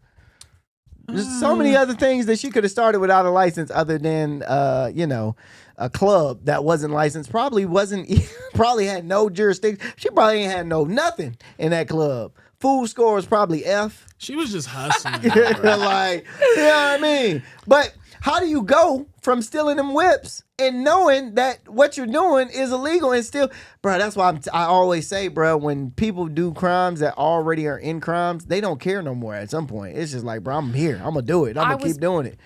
Literally just thinking, like, imagine waking up and you're her and you allegedly, wake up, you might go steal some cars from the airport. You go home, you got a club running out there. I mean, she's literally just living life by rules. She just, made up. I'll go down when they catch me. Yeah, like, bro, like flat out just made up, bro. That's crazy. Yeah, that's kind of wild. So Sherelle is back in jail again. Let's see how this story ends. Can't wait to see what's next for her. I'm serious. I want to see what she steals next. Got next. Yeah. I want to see what allegedly. Yeah. Okay. Well, then this next story, I'm surprised they even saw this one robber who robbed a smoke shop. I'm surprised they even saw him. Now don't bring up the picture yet, Will. Hold on. A man dressed like he was about to go hunting in the woods. Okay. Walked into a vape shop and robbed it. Now, how do you think this man was dressed? Just out of curiosity. Well, if it's camouflage. Yeah, camouflage. Very good. But this much. Just look at my man. Yeah, my man did it. My man did it, bruh. He said, "You can't see me. You cannot see me." Police say the suspect pulled up to a store in Martha Berry Highway wearing a full ghillie suit. The kind of camouflage gear snipers use to blend into the environment. All right, leaf textures, face cover, the whole situation. He looked like a bush. At the very least, he could have got a costume that was like a vending machine. Something to blend in with where you're going to. That's not it. You could have been a big puff bar or something. Bricks laid on the floor. Something, bruh. You thought this was the camouflage. You could have been a glass container. You could have been anything. You could have been a bong pipe. You could have been anything, brother. God. Now, according to Floyd County Police Department, the suspect grabbed multiple items and stuffed them into his large tactical bag, then dipped out, still fully camouflaged like he was trying to hide out in aisle 3. Now, here's the wild part. This wasn't some quick mask and hoodie situation. This man committed a robbery dressed like he was preparing for the military, all right? But never did any, he didn't have no gun, he didn't have no nothing. Police released video of the incident, and you can literally see what it looks like. It looks like a pile of trees. I mean, it looks like a pile of leaves. So, if you got any details on... Do we have the video? No. Oh, man. No, Mr. Jungle Man here. Man. Yeah, man, please reach out to Floyd County Police. They haven't found him. No. Then maybe it worked. then maybe it worked. Did it work? Hold on. Is he caught or not? It's very true. You got a point. Hold it's not on. a bad point. Turns out. I'm thinking he got caught. No, he didn't get caught. Bro is still on the run. Yeah. You ain't never gonna catch him. Never. Especially if he's in the woods. Oh, he's a rap. It's GG's. If he lives in the woods, he just said, "Let me go get something to smoke real quick and go back to the woods." He also could have found another thing though. That's my whole point. I mean, but I guess it was a good costume now that he didn't find him. If his plan is to go steal and then run into the trees, I'm disappearing immediately. They went to look for him. He disappeared. He vanished. He ran out of there. There was some woods next to the spot, and he just vanished, bro. That is crazy. I always find it so weird, though, man. When these people do these robberies, I always wonder where do they end up going with the stuff, because a lot of pawn shops you can't sell stolen goods because I mean they come up stolen, so you just can't sell them. So I always wonder where do they move. Where do they go with these items? What did he steal again? It's a smoke shop. It's a smoke shop. So I mean, he just stole random stuff. He probably just using it for himself, man. He probably just out there smoking. I'm taking it to the hood, flipping it. You gonna take it to to the hood and flipping it, bro. Flat out taking it to the hood and flipping it. But we should note, please don't steal. For sure. You know, for sure. It's not worth. There's not a lot of people who even have an outfit like that, so he technically could be found, I think, but. Anywho, we need to start vetting teachers more. This is probably one of my favorite stories that I've ever seen. All right, a school nurse in Georgia is accused of taking medication meant for students. All right, we're just gonna start there. She's accused of taking medication. I'm gonna walk y'all all the way through this. A school nurse in Georgia is accused of taking medication meant for students. Okay, and now she's facing felony charges. Now let's get into what she took. Okay. Okay. This case centers around Ivy Burton, a nurse at Long Cane Elementary School in LaGrange, where investigators say she took Adderall that had been prescribed for kids and allegedly put it in her purse instead of securing it properly. Wow. She was out here stealing Adderall for children, okay? According to the Troup County Sheriff's Office, this just wasn't a policy issue. It's now a criminal case. Burton is facing charges for possession of a Schedule II controlled substance and for allegedly acquiring that medication through misrepresentation or deception. The investigation started back in February 24th, and by March 30th, she was under arrest. At the same time, the Georgia Secretary of State office has opened a separate investigation into her nursing license, meaning the situation can impact not just her criminal record, but her entire career. And here's where the part raises even more questions. Authorities say they still don't know why she allegedly took the medication in the first place. I'm here to tell you, Adderalls will go high on the streets. I was literally thinking that. I'm here to tell you, she can flip them Adderalls and make some bread. But elementary school kids you stealing from, bro? That's crazy, dog. Dang. So it correct me if I'm wrong. Adderall is used for ADHD. Yeah. It's a lock-in drug. You're supposed to. It's people call it the Limitless pill. Have you ever seen Limitless? The movie Limitless. All right. So it's a movie. I forgot the actor's name, but it's a movie. He takes this pill and he's able to open up like so many other parts of your brain. What? Was it Bradley Cooper? Yeah, Bradley Cooper. Yes. So it's able to open up other like. At your brain, you're able to use 100% of your brain pretty much. And bro, he's writing books in a day, like full 1,000-page books in a day. He's learning stuff like really fast, and that's what Adderall does. A lot of college kids use it to study. They use it to bang out on a test or something. Like they use it for staying focused. And for her to steal it from elementary school kids who probably really do need it at that point in their life, dog. Like I know a lot of elementary school kids who have a attention deficit disorder, and you stealing it is a little wild to me, dog. No, that is crazy. A little wild to me. What's crazy in college? It was my senior year. I didn't know my whole college career how all these people were going out and still like going to class and getting all their stuff done. I'm like, man, I guess they just must be bad students because there's no way they're partying this hard and like, still in class and making good grades. There's no way. It took me till my senior year. I realized they were all taking Adderall. Everybody. It was a cheat code. I had no clue. It's not, you're not supposed to take it unless it's prescribed, but everybody had it. I had no clue. Boy, you know how mad I was? I did it the right way. Not that I would change anything because, I don't do drugs like that. But I didn't know that that's literally what everybody was doing. Yeah, Adderall is. It's insane. I heard it was addictive though. It is. It is. It's not good to take. It's like an amphetamine, isn't it? It is an amphetamine. It's like not good to take. I wouldn't have anyway. I just was mad that they were cheating the whole time. And it also keeps you up a long time. Yeah. Keeps you up long, and you lose your appetite. Really? Yeah, man. It's like a legal, people say it's like illegal cocaine. I had a roommate who would sell it. Yeah. She was making, and I was so jealous. Making I'm like, bread. man, she would get like 20 for a pill, like one pill. $20. And back then, you know, 20 now doesn't stretch. Back then, I was like, dang, for a pill? And you got a whole bottle of these? And flipping them. They'll get prescribed them and flip them. So was the teacher using it, or? Oh, we don't know if she was using it, but I mean, even if she took them. It was like a whole thing. No, she took 2 at a time. So they say she was stealing them. So, but here's my thing. What if, this is just a wild theory, and this is how my mind works.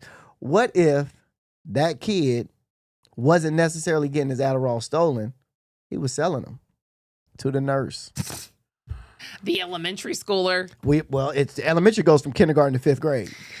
Man, ain't nobody got no hustle in a 5th grader.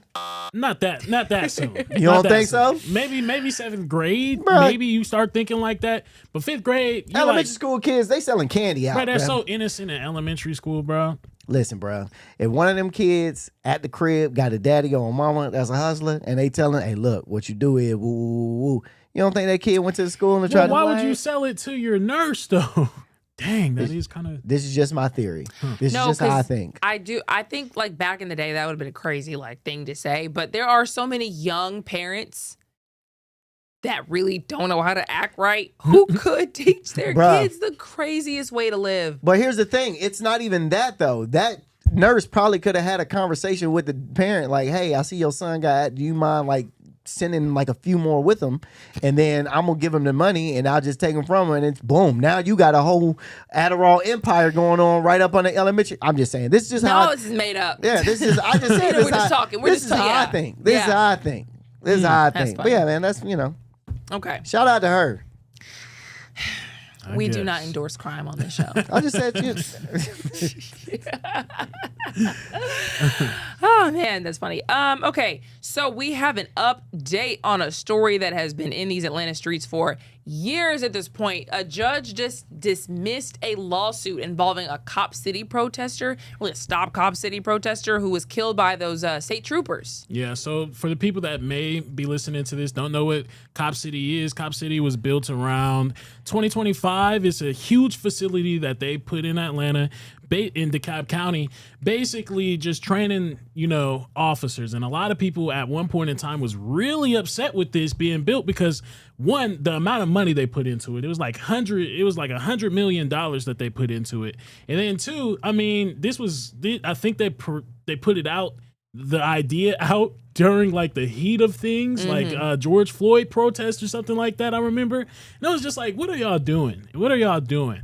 But in the whole midst of it, right, a protester named Manuel Turan, he, age 26, was shot and killed by police in January of 2023 during a protest near Atlanta. Now, the protest was centered around the stopping of Cop City being built. So how these protesters were actually protesting at the time, the police say that, Turan and other people were out in the woods during near the construction site for the police training center. So that what they would do is they would go out there, set up tents in the construction area, and basically say, hey, you can't build here because we're living here now. It was a whole entire thing that they was trying to do to stop Cop City. Again, though, throughout this whole entire thing, investigators, law enforcement was conducting a clearing operation to remove the protesters from the forest near the training facility.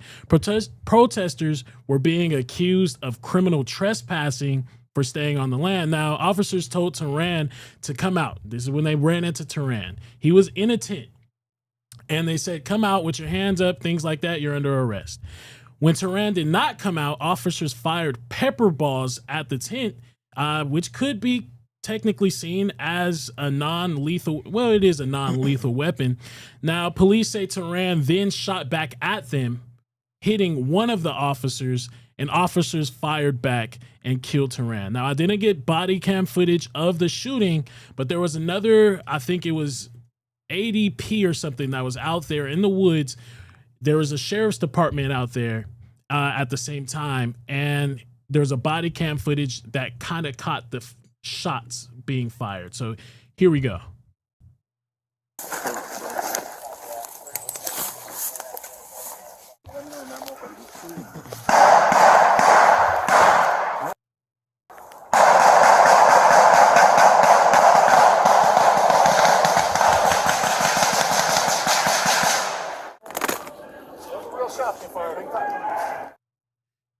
God, dog.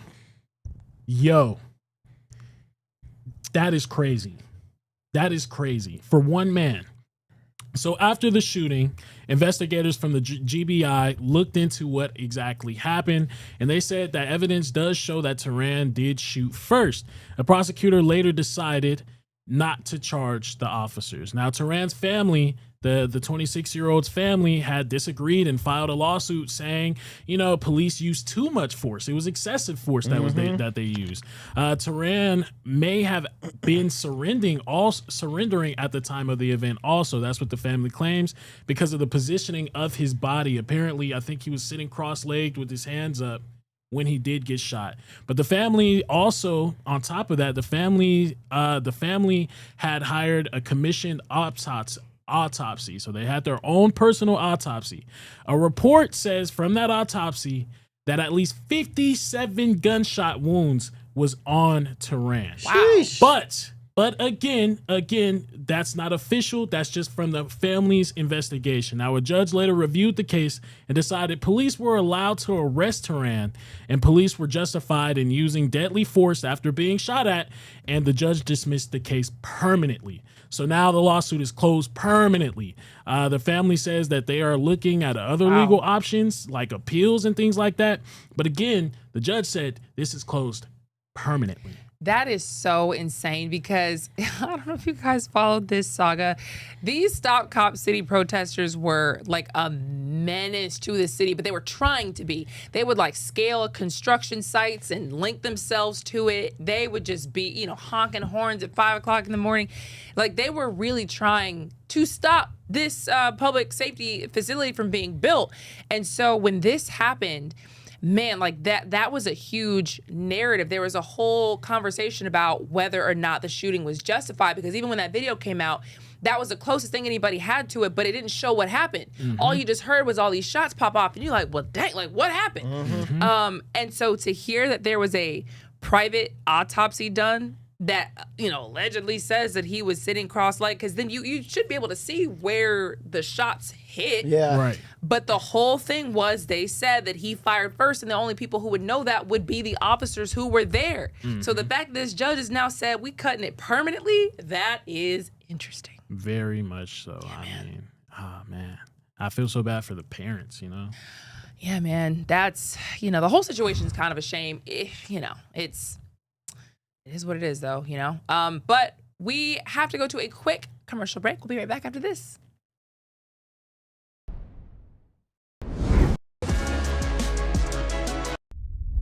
A major move today. Hot 97 is expanding. Hot 97 has launched a full streaming television channel. Hot 97 is no longer just a radio station, it's now a streaming network.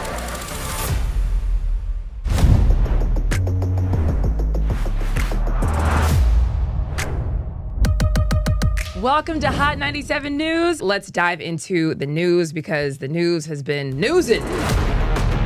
Hot 97 mornings with Mero. We got Shiny Culture in the building. Leah Bell in the building. Good morning. And DJ Cass One. You know what it is. You know how I get down with the Funk Flex energy, baby. Let's get it, Flex.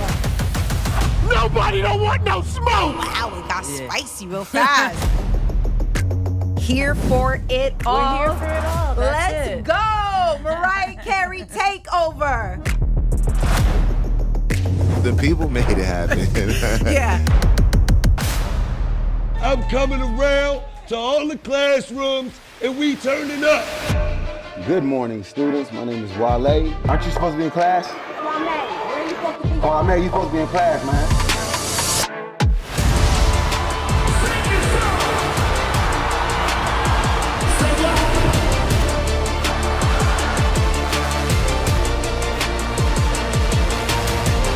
Rihanna has become a true worldwide icon. Congratulations on the job.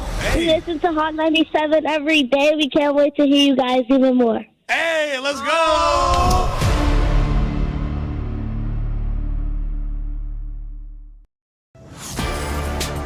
Get ready, the legend is on your screen. Funk Flex, the man who defines hip-hop, is bringing the heat from the radio booth to your TV. Where my camera at?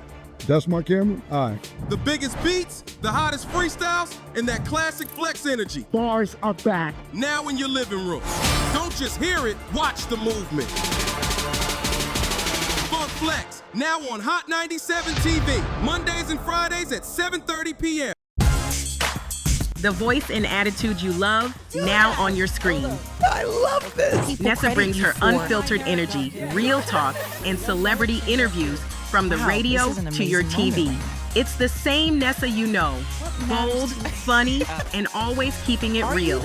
Catch Nessa, now on TV. Damn, that was deep right now. Tuesdays at 7:30 p.m. and Fridays at 7 p.m. only on Hot 97 TV.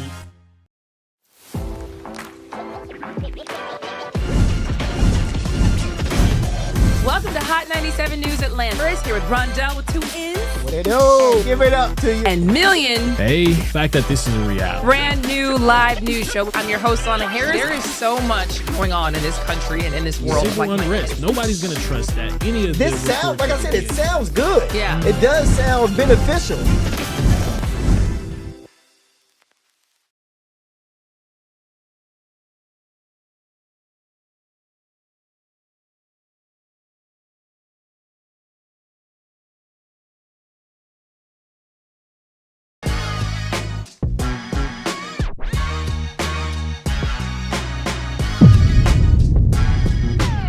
What's going on, everybody? Welcome back to Hot 97 News Atlanta.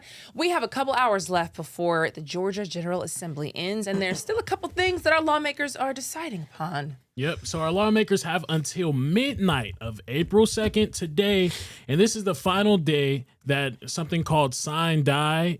It's basically the last day of us to pass these bills.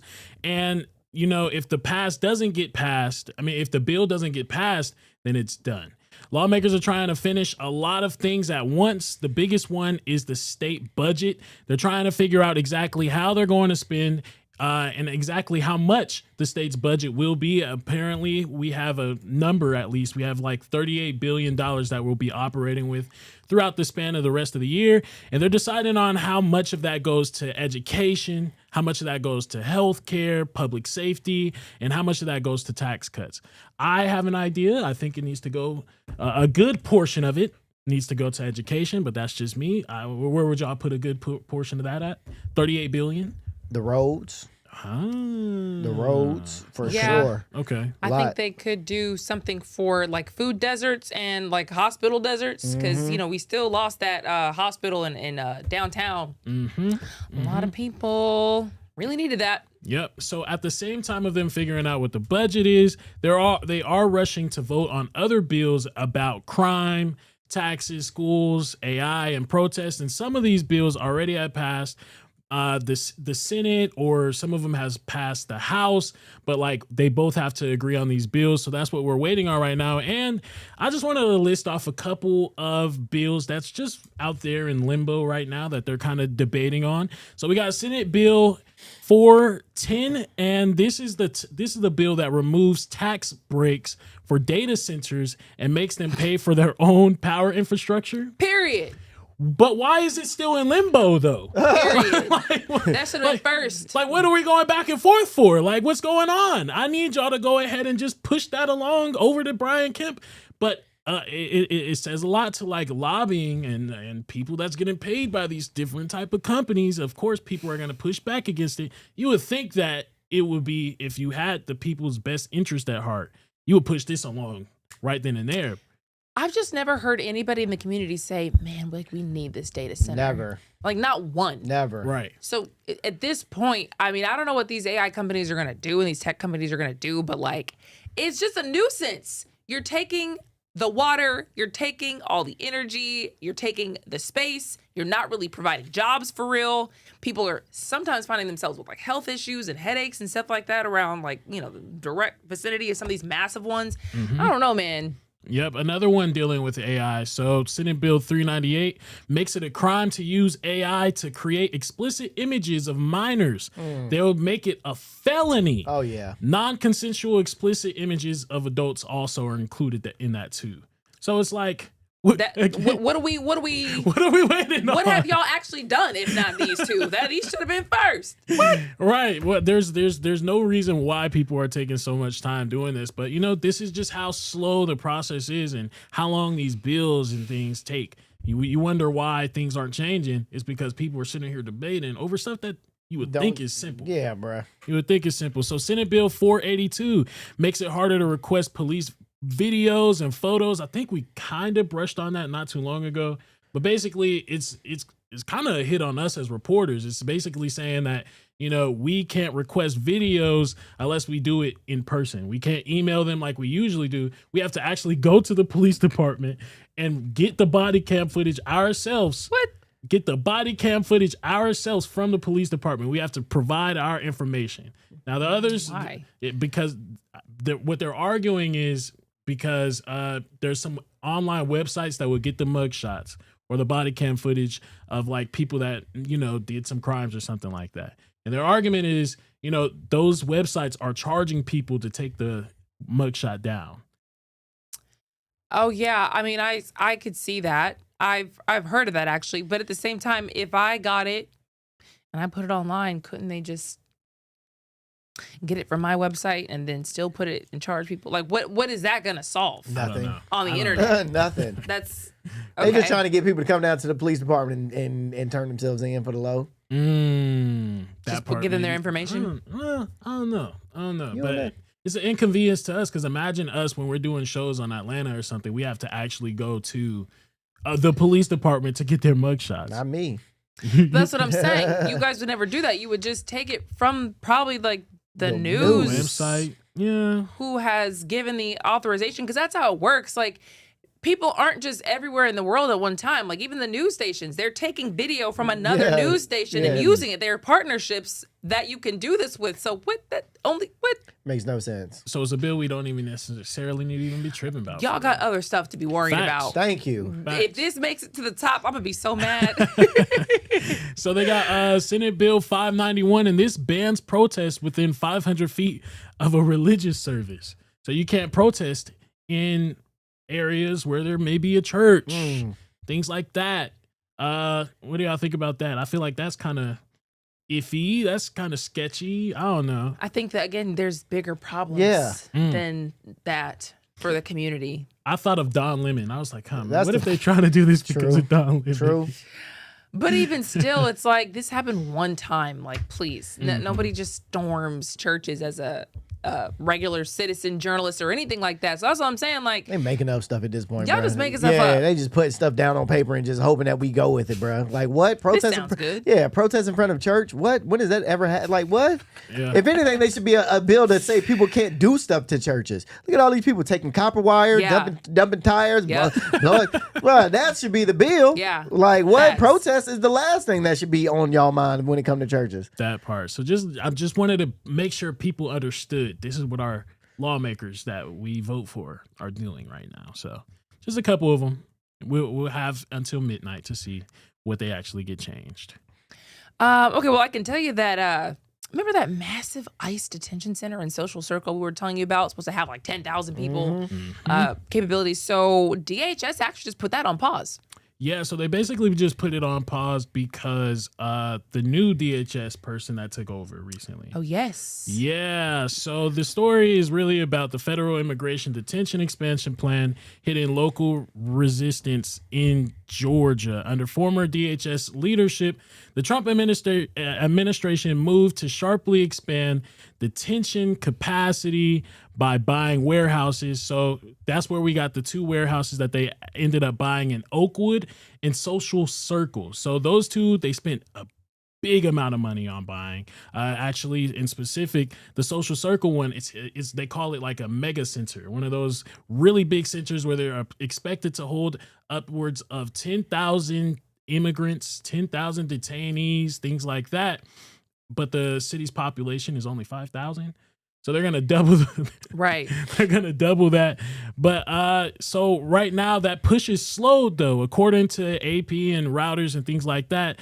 DHS has paused new warehouse acquisitions and is reviewing contracts signed by Kristi Noem.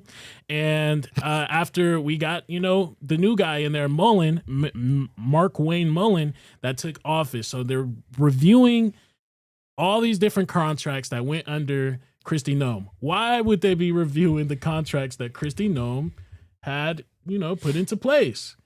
That woman appears to me, you know what? I don't know if I can say that.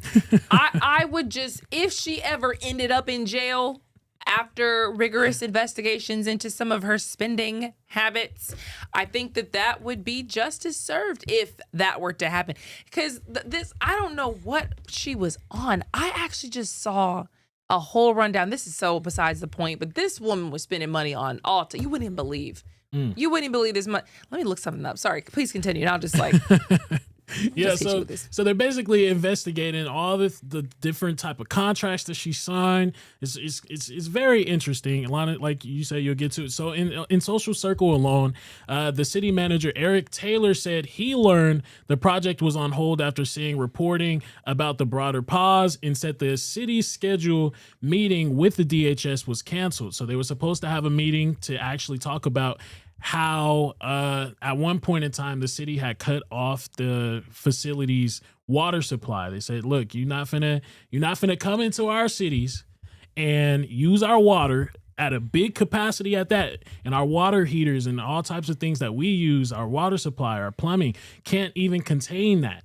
So they had ended up pausing that, but now it's actually going to be postponed because right now they're investigating all the different things that, Kristi Noem had went into. So Taylor has also said the city's core concern is not just politics, but basic infrastructure. We're looking at water, like I said, sewage, and strain that could come from adding detention centers with this amount of population and all types of things like that. So we're still kind of watching that. But I just thought it was funny that Kristi Noem, we actually had a pause on certain different things because stuff came out about her. Let me tell you this. This lady spent $20,000 on horse rentals. This is for that ad campaign. Mm-hmm. Okay, so she's literally just doing an ad campaign for the government. Hey, we have ICE ramping up. Hey, it's TSA. It's me. I'm just telling you all this stuff. Like, it doesn't take that much. It shouldn't take that much. We already told you she spent like $220 million for the ad campaign. So $20,000 was for the horse rentals.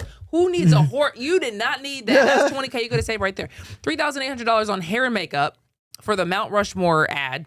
She had spent $52,599 on videography, photography, and production vendors, $41,000 plus for other vendors, $60,000 signing bonus for one company that was billed $107,000 for labor costs. These are all for ad. We shoot videos every day. You don't need that much money. You don't need that much. And we're talking about taxpayer. Yeah, that's why they said, let me pause and see what she was on. Let me see what her contracts were talking about. Crazy. That's nuts. Yeah, so now we got to pause these whole entire things. Mind you, people are still getting paid to, watch the facility as a whole. DHS is getting paid to watch the facility as a whole because, people are angry around there. So they have security out there securing the premises, making sure that, people aren't getting it, intermingling in the warehouse, things like that. So what's up, Dale? Is there a job opportunity for that? How much they getting paid for that? I don't know. Just to sit there and watch it? But because it's on pause right now. I don't know how much the DHS agents are getting. Is ICE sitting watching it, or is it somebody? DHS agents are out there. Okay. Yeah. Well, ICE agents are DHS agents, but I don't know, are there different branches to that? Yeah, because if they get Border Patrol, if they getting what they are, telling these folks again, I might go sit over there for a little bit. I mean, they're just watching the perimeter, and Social Circle isn't even that bad of a place, bro. Actually, really cool. I mean, it's nice. It's small. It's nice. I had a home where they live in Social Circle. Yeah, it's small and nice. We're wasting money at this point, bro. Y'all just be wasting money. And want to come, you guys need to pay your taxes. You guys need to pay your student loans back. You guys need to, But you just got money to blow. Money to blow. Man. All right. Okay, so man, we've been telling you about these teen takeovers. And, this situation wasn't even their fault. Gwinnett County Police just arrested a felon accused of abandoning a gun near a teen takeover. So Gwinnett County Police were monitoring reports of a potential teen takeover at the time, which are, the large groups of kids just coming together, causing some issues, causing some mayhem. But I see it as them just having fun. But during their investigation, officers spotted a man wearing a ski mask acting really suspicious near the location tied to the event. Using aviation units, police followed the man as he moved to a nearby parking lot, and there he reportedly placed a backpack on the ground and walked away. Shortly after, officers say he loaded his electrical bike into a friend's car and he left the scene. So police later recovered the backpack and found a firearm inside. Unbelievable. They then conducted a traffic stop on the vehicle and identified the name as James Prayer, a convicted felon. So you have a felony and you're out here trying to drop off bags with a gun in it. And this is near a teen takeover at that. You would think at least if that was the plan, oh no, there are a bunch of kids here. Right. People just don't have no sense. Crazy. People have no sense. So Prayer's claim to this whole entire thing, once they did arrest him, he's basically arguing that he should not be arrested because the firearm was not physically on him at the time of the stop. Hey, listen, that's a great point that he is actually making. He didn't have it on him low key, bruh. You know what I'm saying? But the aviation units caught him dropping it off though. So it's like, bro, you already caught. Well, now here's a little plot twist. What if he was dropping it off for the teens to take the gun and possibly get it cracking? I don't know. Wait, I don't what? know. So that's the good? No, listen. You know how they did that to Cuba when they brought all them guns and they said it was, we just coming over here. We didn't actually bring them over here for y'all to, X, Y, and Z. What if he, teen takeover, let me, drop this bag with this gun in it and walk away, hoping that one of the teens finds it, grabs it. I mean, make something. Hey, come on. It's not a bad theory. I mean, that's not too crazy though. It's not a bad theory. Why would you want the teens to have you wouldn't, but I mean, you wouldn't. That's also a good point. Why would you? That's also a great point. That's a great point. Well, that happened. And then, man, we can actually tell you that a child is in the hospital right now because of something that actually happened this morning. Yeah, so a 7-year-old boy actually was shot 3 times in the arm while inside of his apartment in Atlanta. Officers said that it was a drive-by shooting that caused this whole entire thing. Y'all, before I could keep on going, we have talked about drive-by shootings at people's houses for I don't know how many times. It's like almost every other week we're talking about drive-by shootings at somebody's house. And I'm willing to bet, because I'm seeing a common denominator, it's probably some really young black men, really young teenagers that is shooting at the house. Y'all, this isn't how gangsters move back in the day, at least. From what I've heard, you never shoot at somebody's house because of who might be over there. But I digress. Someone called 911 around 1:30 a.m. and police came to the apartment complex, and reporters at the scene saw dozens of evidence markers, and police said dozens of shell casings were also found near the area. Police also said police also are reporting that at least 3 apartments were damaged by gunfire. Investigators then started checking surveillance video to try and figure out exactly who did it, how it got this far, and police have not announced any arrests and have not identified any suspects at this moment. But right now, police are still investigating, and the child is currently at the hospital right now. He's in good standings. They did say that he's probably going to recover, but this is a 7-year-old child that got shot at because you want to be dumb. You want to be dumb, and you want to shoot at people's houses. They want to be gangsters, bro. Big gangsters.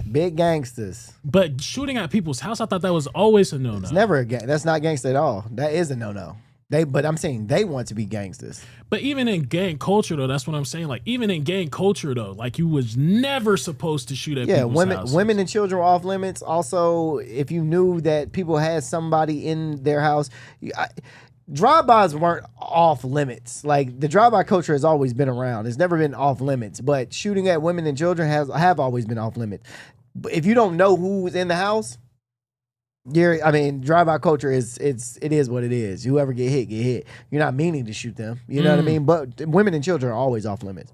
What is it? Like, where's the because I thought that, like, people was being influenced by, like, TV. People was being influenced by social media. But, like, I thought that the gangsters, even on TV, always live by some sort of code or standard. They do. Or something the like code that. is women and children are off limits. Drive-bys are not off limits because you don't know who you shooting in there. You just shooting just to shoot.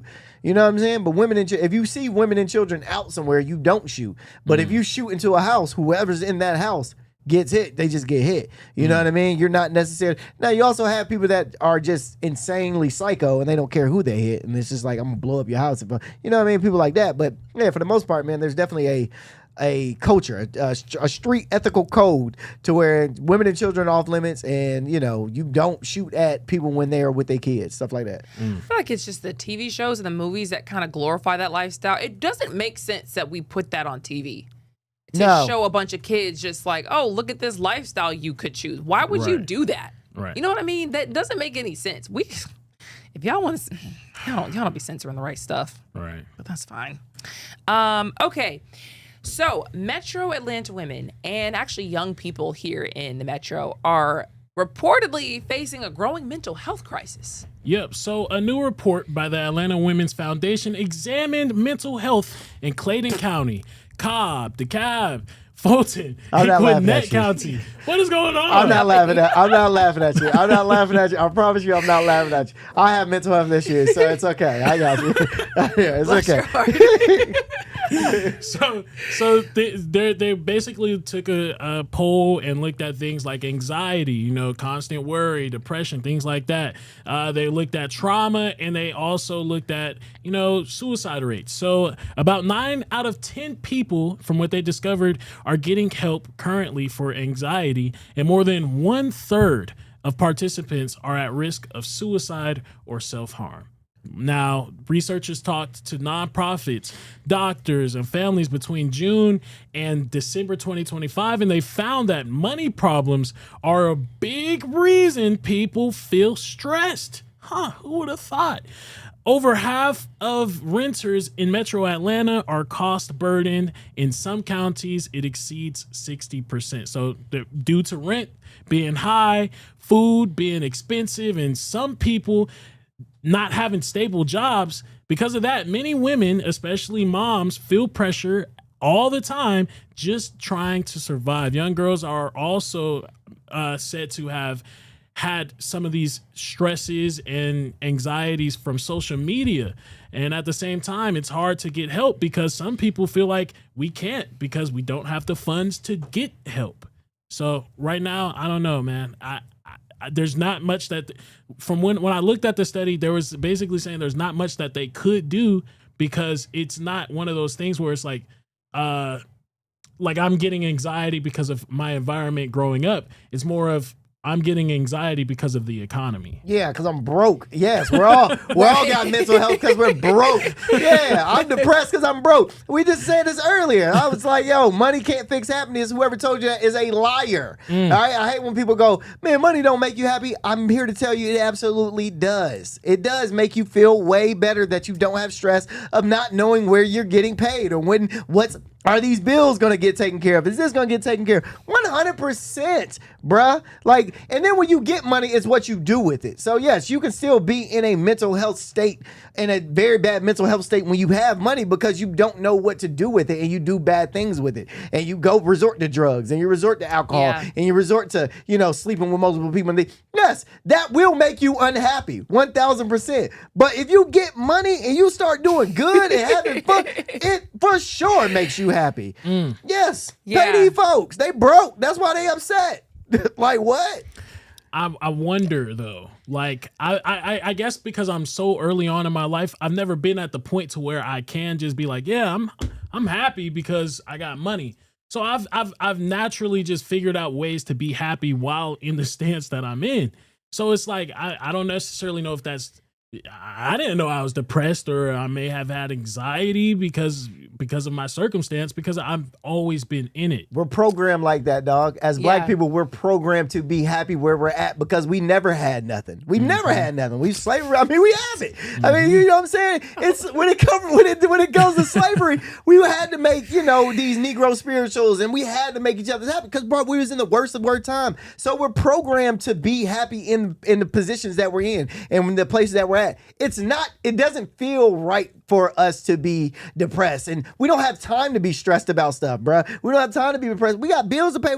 And everybody does, but we also don't have an upper leg on a lot of people, especially white people. Like, we just don't have that upper leg to where it's like, all right, man, I could be depressed and happy, and I know that everything is gonna be taken care of because mommy and daddy got big bags behind me. So I got a few years that I could be depressed and sad because everything is taken care of. We don't have that, bruh. Like, even I got both my parents. My parents, they helped me out, but they didn't help me out enough to where I could be depressed for too long. Yeah. You know what I mean? Yeah. I only could be depressed about 6 months, and after that, it's like, hey, brother, it's time to get it together. So yeah, man. So, you know, I think to your point, like, you really can't.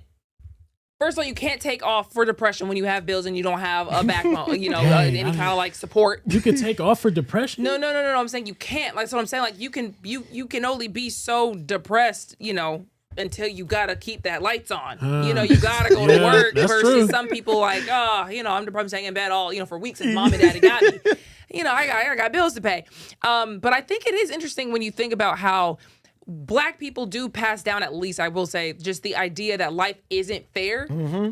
I don't know that all races get that messaging. So when you operate from a mentality of life isn't fair, then you know, okay, no matter what happens, I still got to wake up the next day and just do what I got to do to get it out the mud. You know what I mean? If I don't want to be here, then how do I get over there? It's not going to be fair, and I'm going to figure it out anyway. If you don't get that messaging, then people might be like, oh, life's just not fair. Oh, no, life's not fair. This is not fair. And it's like, somebody should have told you. Yeah. Right. Somebody should have told you. Right. Life was not fair. I think that's why we see the same type of people, not to make a joke of it, do school shootings. 100%. Because you got to tell these kids, life is not fair. 100%. Kids can be bullies. You're not going to have the same shirts and same shoes. It is what it is. Yeah, man. I do, though, think that sometimes I think we should think about where the money is going. As a society, there's no reason we should be so broke that people are anxious and upset and depressed. We got because people are working hard. People are putting their 8 hours in and still not able to pay bills. We gotta think about how we ended up here. Let's restructure a lot. Let's restructure it. Let's restructure a lot of this. And also, too, man, I want us Black people to understand that it is okay to, especially Black men, that it is okay to talk to people. Okay, it is okay to talk. It's not a gay thing to go and speak about your mind. It's okay to do that. So Black men and women and children, y'all go talk to people. The earlier we talk to folks, the more we will be in a better position once we get older to know how to regulate our emotions and to be happy and to be where we're at. And on that note, Rondell, come on, you better drop a note on the people. Man. I love mental health. When it's time to go, that does do it for us, guys. Thanks so much for hanging out. We'll see you tomorrow. Peace.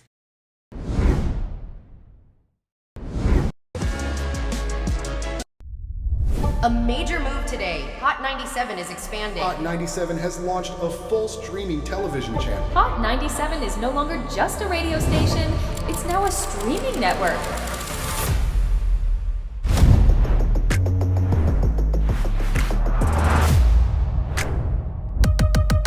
Welcome to Hot 97 News. Let's dive into the news because the news has been newsing. Hot 97 mornings with Mero. We got Shiny Culture in the building. Leah Bell in the building. Good morning. And DJ Cass One. You know what it is. You know how I get down with the Funk Flex energy, baby. Let's get it, Flex. Nobody don't want no smoke. Wow, it got spicy real fast. Here for it all. We're here for it all. Let's go. Mariah Carey takeover. The people made it happen. Yeah. I'm coming around to all the classrooms and we turning up. Good morning, students. My name is Wale. Aren't you supposed to be in class? Wale, Oh man, you supposed to be in class, man.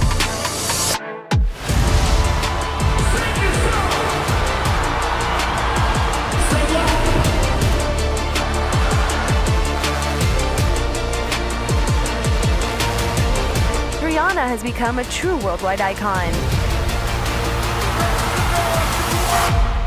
Congratulations on the job. We listen to Hot 97 every day. We can't wait to hear you guys even more. Hey, let's go!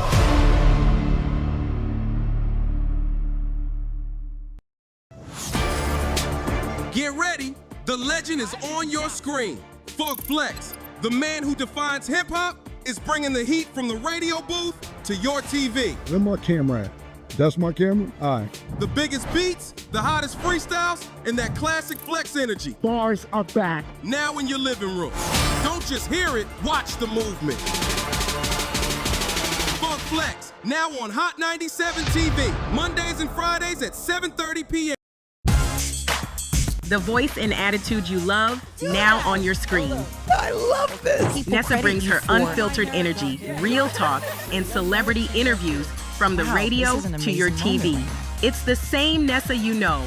Bold, funny, and always keeping it real. Catch Nessa, now on TV. Damn, that was deep right now. Tuesdays at 7:30 p.m. and Fridays at 7 p.m. Only on Hot 97 TV.